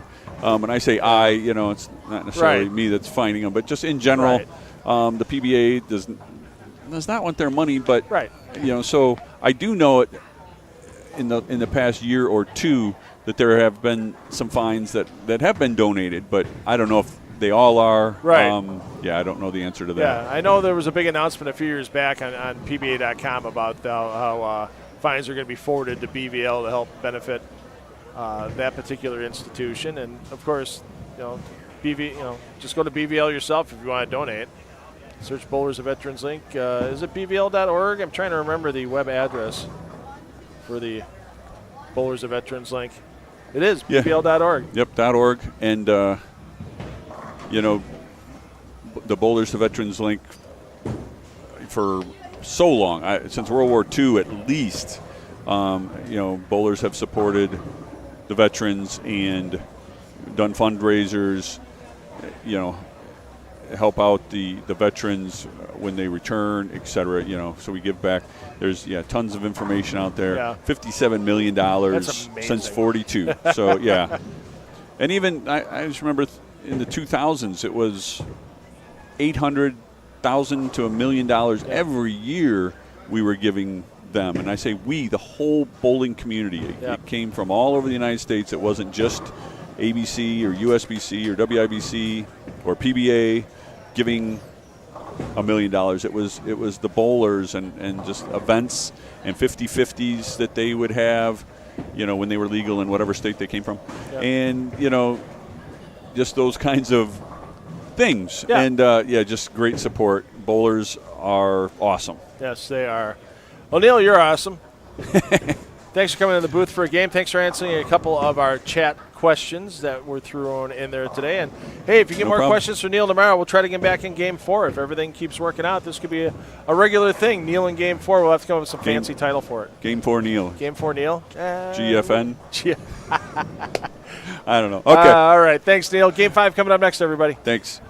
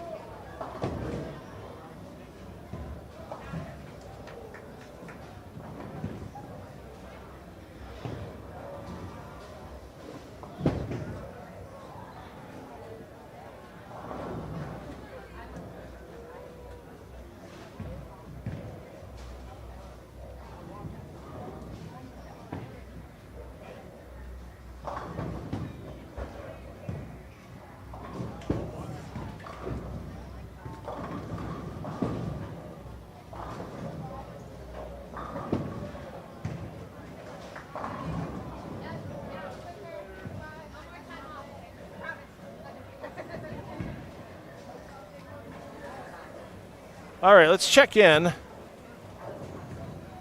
with player who was our hot hand earlier in the men's handicap division, Jacob Aspara. Aspara sitting at plus 136, so he's going to need a lot of help.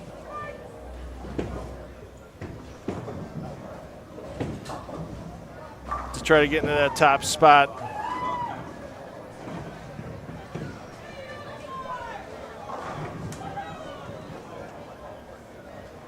In the men's handicap division.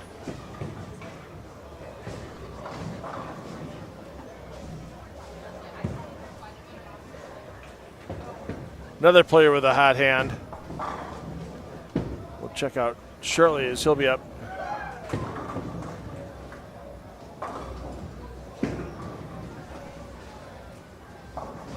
Is this gentleman, Riley Bogard. Bogard plus 135 in the boys handicap division, so he's going to need a lot of help his last two as well. Try to get near the top spot. As we said, all of our handicap division averages are waiting for verification of averages, so those are all fully unofficial. Anybody that would be in our Open Classic, Women's Classic, or Senior Classic division, since those are scratch divisions, no need to verify averages.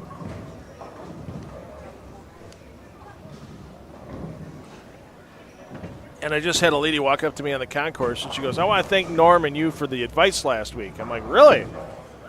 She goes, you guys were talking about how in a bowling center that most of the time it's the lanes in front of the counter that seem to hook more on the right side, and then the farther away you get from the counter, the tighter they normally play. And Norm had been watching that with the bowlers. She goes, and I've found that today. I made adjustments when I was in the middle part of the center. I knew they were going to be hooking a little bit more, and I knew they were going to be a little tighter. Now I'm back up near the high end of the center. I'm playing them a little tighter, and it's working. So, hey, when you get great advice from somebody like one of the greatest of all time, Norm Duke, you don't exactly just shrug that advice off. So, and if you want to look for some more advice that Neil and Norm came up with last week for the Neil Sturma Bowling Breakdown videos from here at Bolero Mount Prospect, check it out here on the PBA YouTube channel. You'll see all those great bowling breakdown videos with Norm and Neil, and with Neil and other professionals that we've done over the last couple of years. And there's been all kinds of PBA elite players that have talked with Norm about with Neil about various facets of the game. Do yourself a favor and check those out.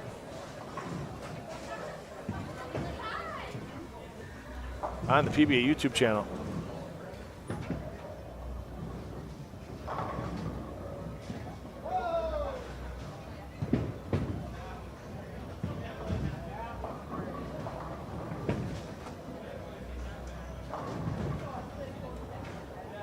Well, Nathan Arnold looking to pop a pretty solid game here on the pair with Bogard.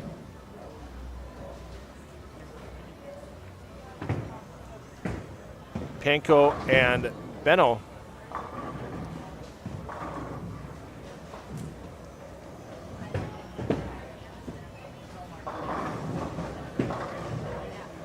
Nathan Arnold averaging 183 in the boys handicap division, not having a good day so far, barely at the 200 average with the handicap.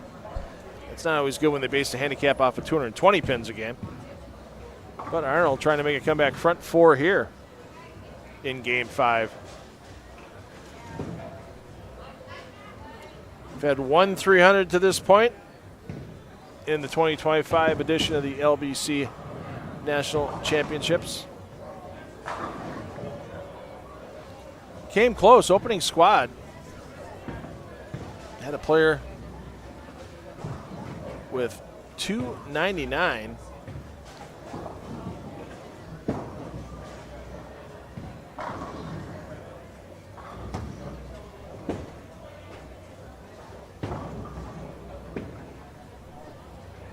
Arnold, yeah, that's the runaway. Well, I thought maybe he'd backdoor it, but didn't get the help. Austin Grammer, 299 during the opening squad last week. Ring Tempen prevented his awarding of the Mini Duke, but Jordan Weaver did receive that, his first career 300 game thrown in this PBA LBC National Championship, so he's going to receive that Mini Duke. He also got a handshake from Norm Duke, since Norm was here last week.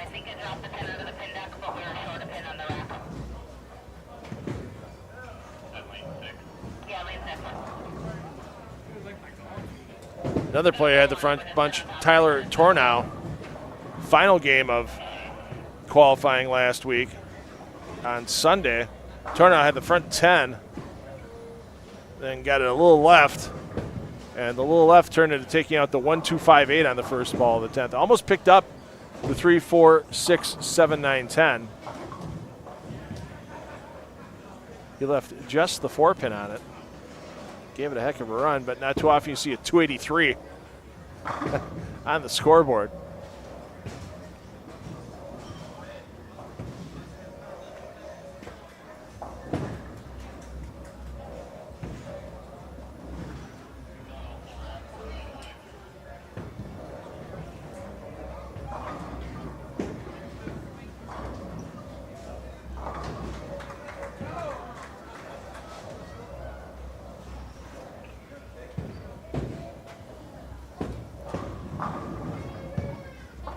Bogart, 4 spares and an open through 5. That's not going to move him up that boys junior handicap leaderboard at that pace. And yeah, you talk about running into a world of hurt here in this pair. Jacob Aspara most likely finishing up at 135, barring the semi-miracle conversion of the 6-7-10, and that's going to end any chance he'll have into advancing into the top spot in men's handicap.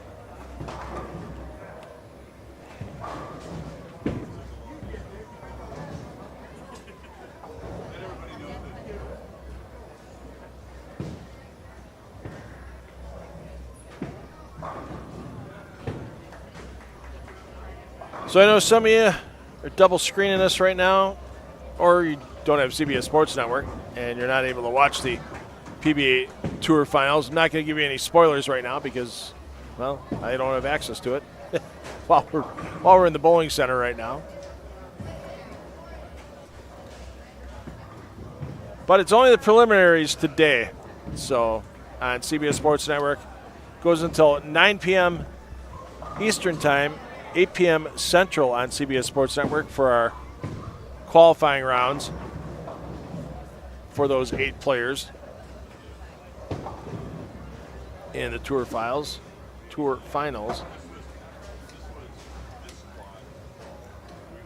And of course, those players being E.J. Tackett, Jason Belmonte, Bill O'Neill, Kyle Troop, Andrew Anderson, Marshall Kent, and Graham Fa, along with defending champion Anthony Simonson. And the question is,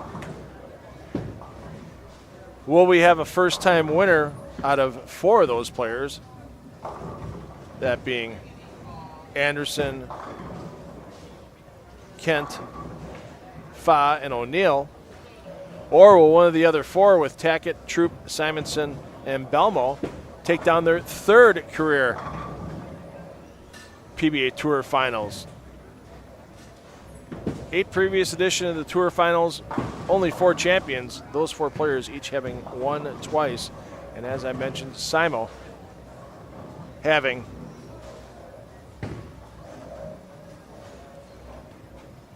the defending champion nod.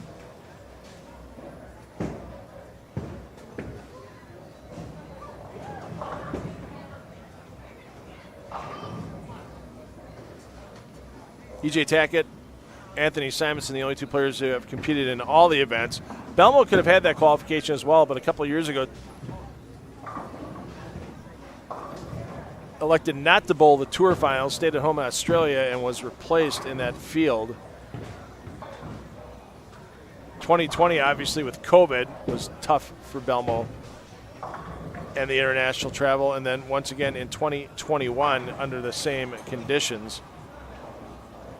But think about this. During the Tour Finals, Jason Belmonte has averaged 239.35 for 43 games, along with throwing 2 perfect games in that span. Just incredible. So if one were wagering on the PBA, as Neil Stremmel and I were discussing about why some of these rules for players are in effect, because you want to keep all the gaming fair for everyone. You would have to put Jason Belmonte as your favorite to get his third Tour Finals title. But once again, as we know, anything can happen in one-game matches. And with such a short sprint format on TV over 2 days, you can suddenly find yourself with bad ball reaction, a couple bad breaks, and you go from being number one in the stepladder, only having to win a couple games to get to the championship round, against finding yourself in fourth place and out after the first stepladder game. So we're going to give you a little audio intermission here on the main feed. Your player movement, getting into this last game, the players you see here on 13 and 14, they're making the big move down to 23 and 24, so they're skipping 3 pairs and landing on the 4th. Bowlers you see on 11 and 12 are moving to 21 and 22. We thank everybody for joining us this afternoon here from Bolero Mount Prospect.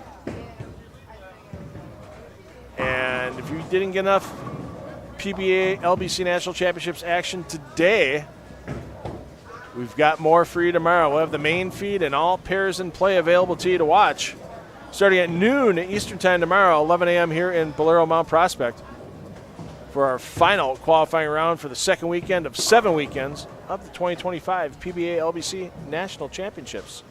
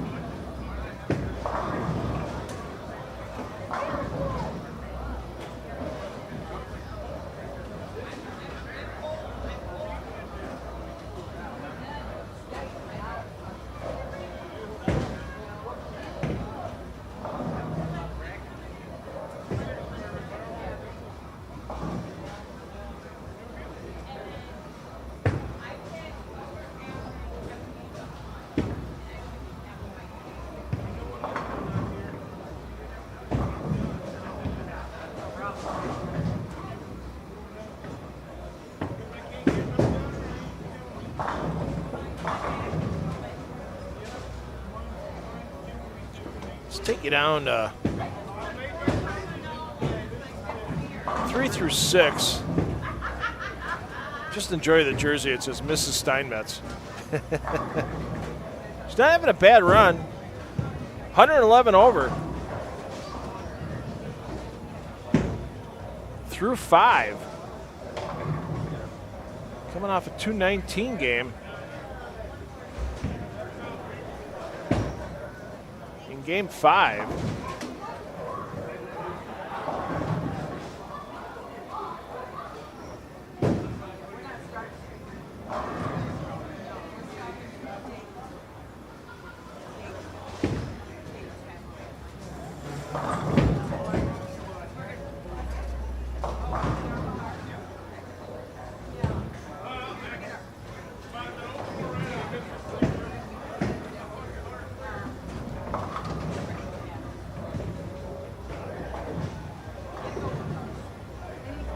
Steinmetz is going to be catching about 37 pins this game. Not sure the exact amount. I have to math. I apologize.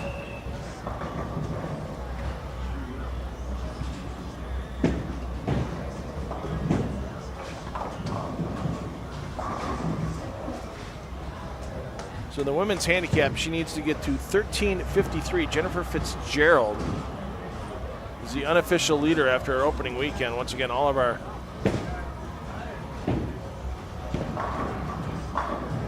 leaders are subject to average verification in our handicap divisions. So Steinmetz can throw another game.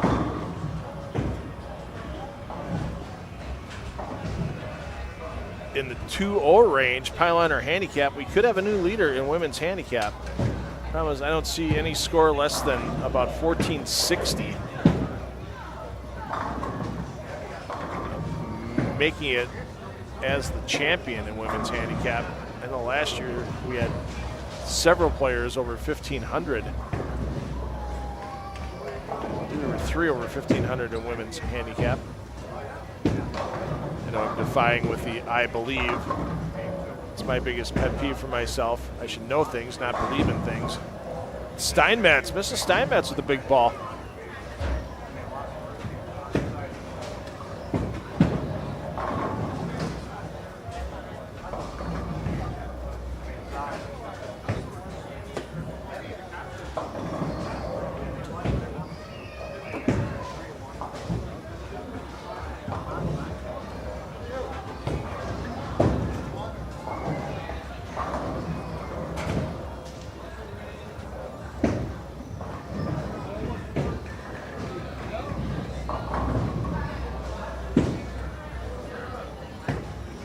Actually, last year it was 1461 for the total.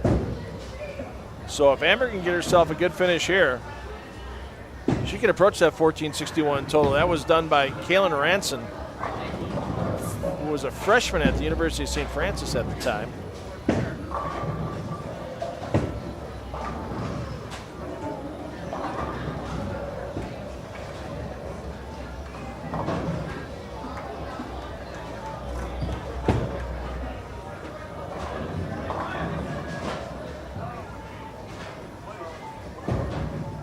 Last year's winning total in the senior division was 1414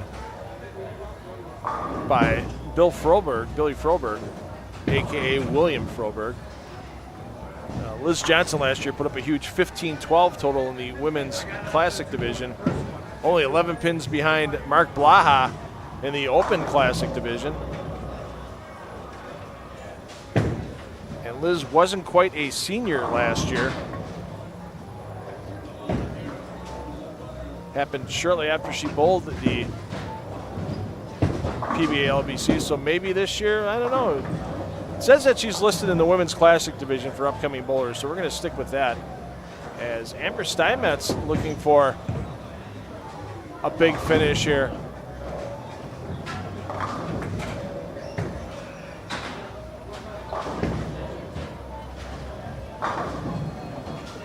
I'm assuming Eric and Amber are husband and wife. We'll verify that a little later.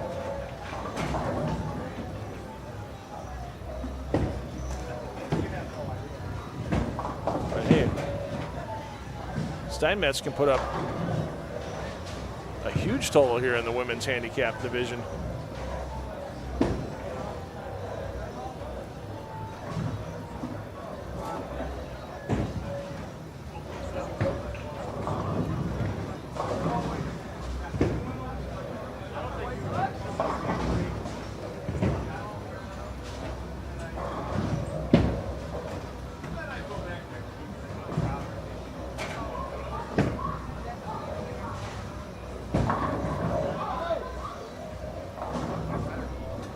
We'll stay here in game 6 until Steinmetz completes her game.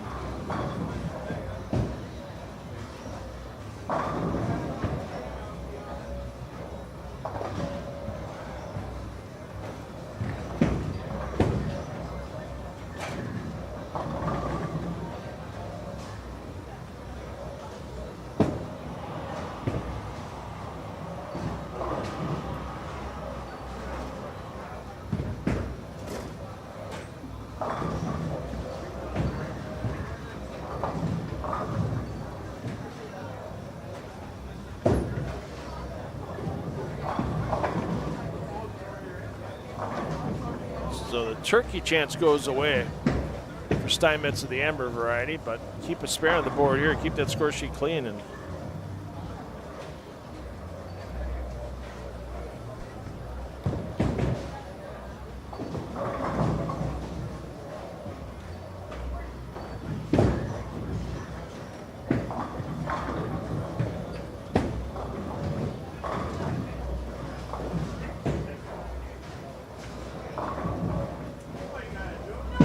Steinmetz getting 39 pins a game.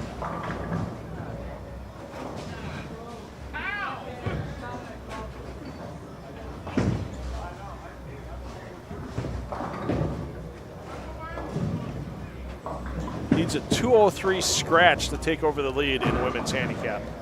So basically, if she can stay clean with good counts, it's got to be very good counts all the way out. Actually, even with a couple of 9 counts in there, she's going to she'd need another double.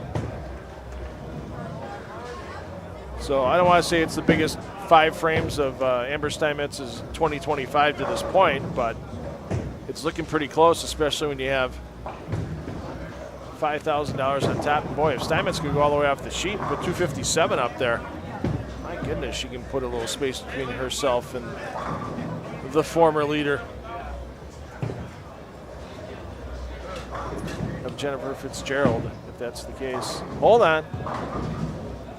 And a big miss to the head pin. And you see the frustration on the way back for Amber Steinmetz.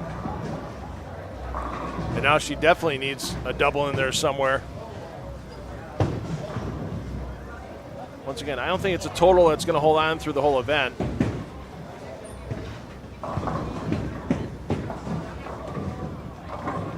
With last year's champion at 1461 for Kaylin Ranson. But it's nice to walk out of a bowling center just saying, hey, I am a leader, and most likely you're going to get a nice sized check back at the end of the LBC National Championships.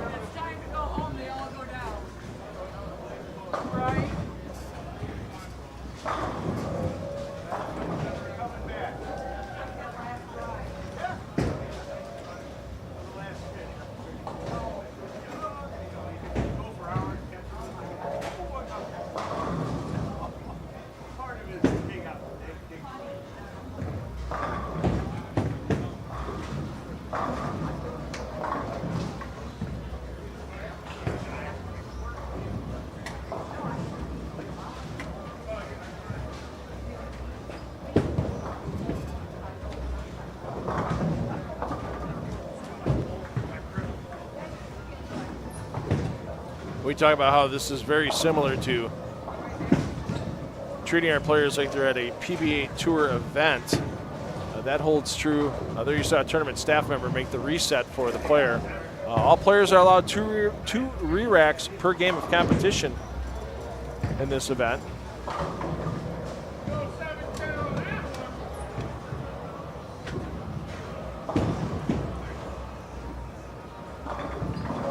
And so with that pin being missing for Eric Steinmetz, that would not count against his 2 re-racks per game.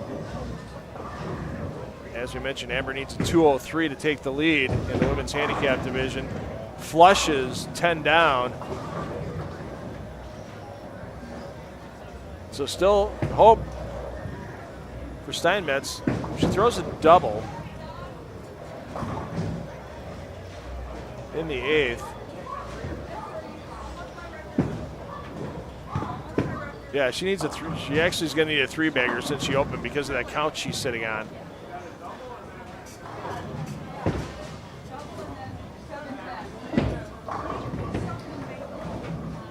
Okay, so she goes double in the 8th, 9 spare in the 9th, and then strike spare in the 10th. That would leave her at 202.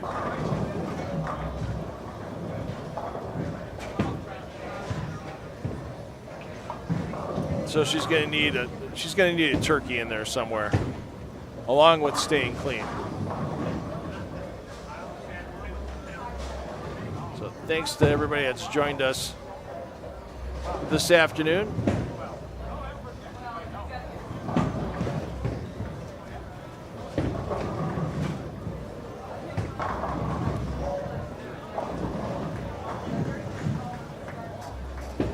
And thanks for dropping that in the chat, Charles. That Christopher was on lanes 15 and 16 in the last game at a 277. Try to keep an eye on as many pairs as we can, but thanks for catching that game for Chris Dower. And there you go. Great toss by Steinmetz. She needs another one. She needs to get that turkey out there, or if she spares in the 9th, she needs a double in the 10th. That's another way she can get up to that 203.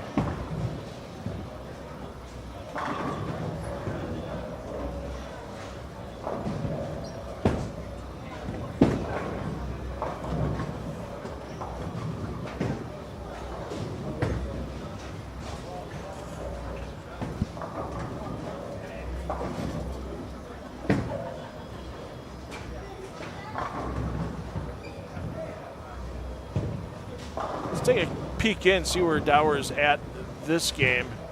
He's at 1137 for his scratch total. He's in the Open Classic division. So he's not going to get to the lead, especially with that open in the 3rd, but he can still throw a big game. We'll get back to Dower after Amber Steinmetz is completed, see where she is sitting.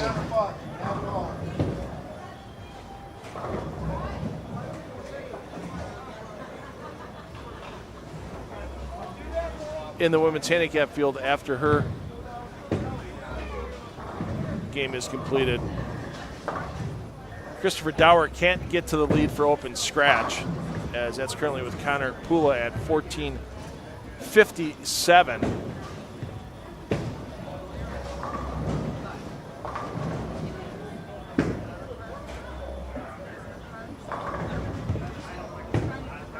And that total not achievable by Dower, as it's impossible to throw a game of over 300 pins scratch in any game here at the PBA LBC National Championships. She's got to stay clean to have a chance. Turkey here would be huge. Get a break.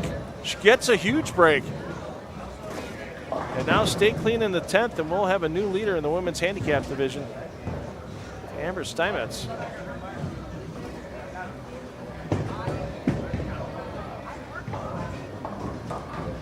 Again, current total she's up against.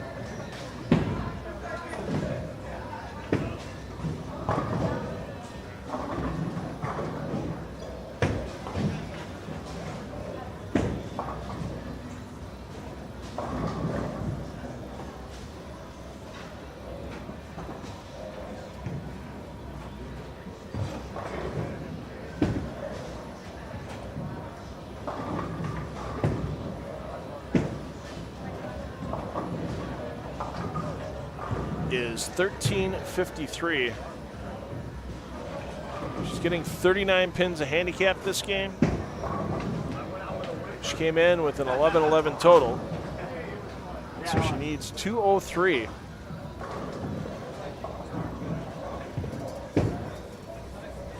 To get into the lead in women's handicap. course, with 5 weeks to go and a lot of players hit the lanes yet, I'd give that total, especially after comparing totals from the last 2 years with our women's handicap winners' final totals. I give any total in the 1300s about a 1% chance of advancing to the Clash and taking home that women's handicap $5,000 top prize.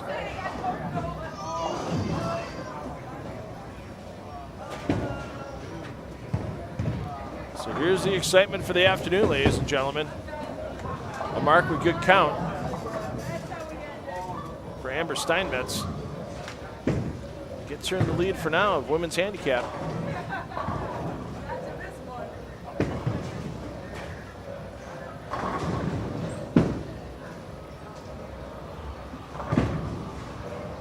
It needs to hold. Bucket, never easy. At least the 8's gone.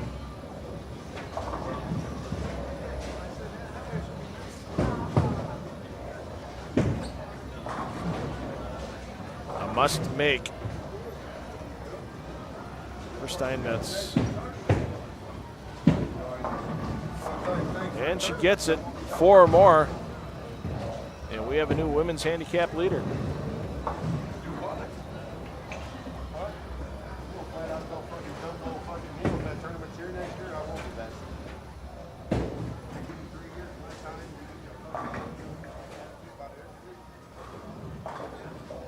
Apologies for our ambient mic picking up some unhealthy language there.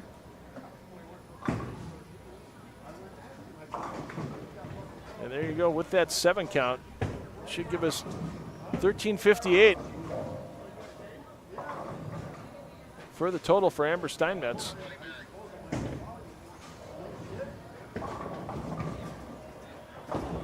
And a new leader in the women's handicap division. Oh, pardon me, error. I had an error on the handicap. 1362, still your leader. Still needed that mark in the 10th frame. Let's get back up. As we said, with Christopher Dower, can't get into the lead, but still a nice set he's putting up in the Open Classic division.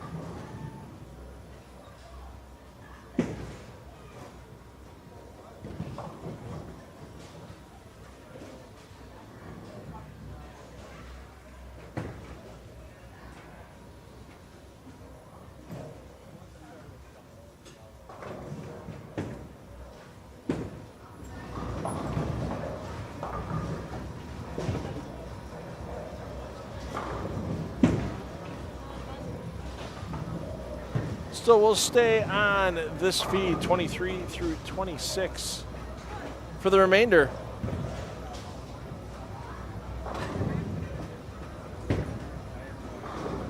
of this round of qualifying. And Christoph in the chat, there is no format for after this particular round. All these players that you'll see over the next 7 weeks of the PBA LBC National Championships, it's a beat the board tournament. So basically you're coming in, you're bowling your 6 games, you're bowling against the other players that are in your division, one of the 8 divisions, whether you're in the PBA Elite, Open Classic, Women's Classic, Senior Classic, which are all scratch divisions, or the divisions that are also using handicap pins, which include men, women, boys, and girls. And then they make the payouts off the placements after those 6 game totals are all put in order from the 7 weeks. Some players, the top player in each division, will end up making a PBA LBC National Championships Clash. That'll be at a future time and date to be announced. But as for now, our broadcasting day will be wrapping up shortly. There is more bowling this weekend, though, from the PBA LBC National Championships. as that will begin tomorrow at noon Eastern time, 11 a.m. here inside of Bolero Mount Prospect, as the 2025 PBA LBC National Championships will conclude its second of 7 weekends with that squad. We invite everybody to join us back tomorrow, as we'll have some special guests bowling. Storm Bowling Products has put together some special events for some of their players that they'll be able to win some extra prizes during this qualifying round tomorrow. And I'm hoping that maybe we can have a person or two from the brands of Storm in the booth to talk about why they put together this special event for their players and why the PBA LBC National Championships have become pretty special for not just amateur players, but their professional staff as well. So thanks everybody for joining us today. I'm $2 Phil Brilo. As I always say, parents, take the kids bowling because they're going to have fun for life. You never know when they're going to show up and win some scholarship money as well. We'll see you tomorrow at noon Eastern time here from Bolero Mount Prospect. Have a good evening, everyone. See you tomorrow.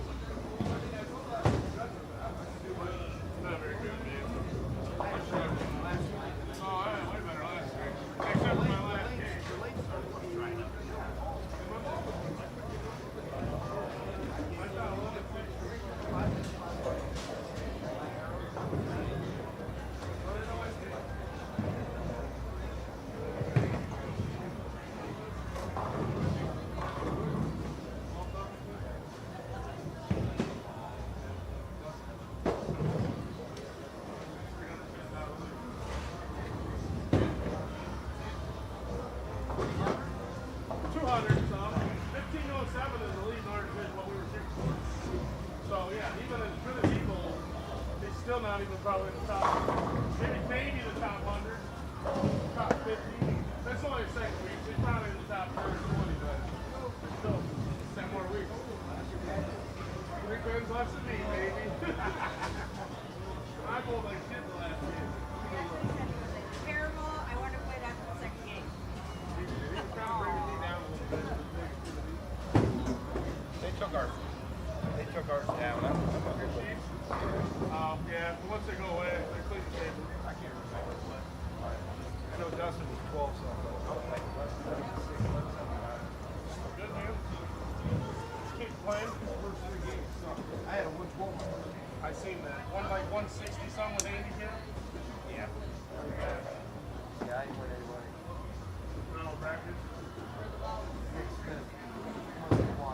Well, you can watch it on the video or link talk.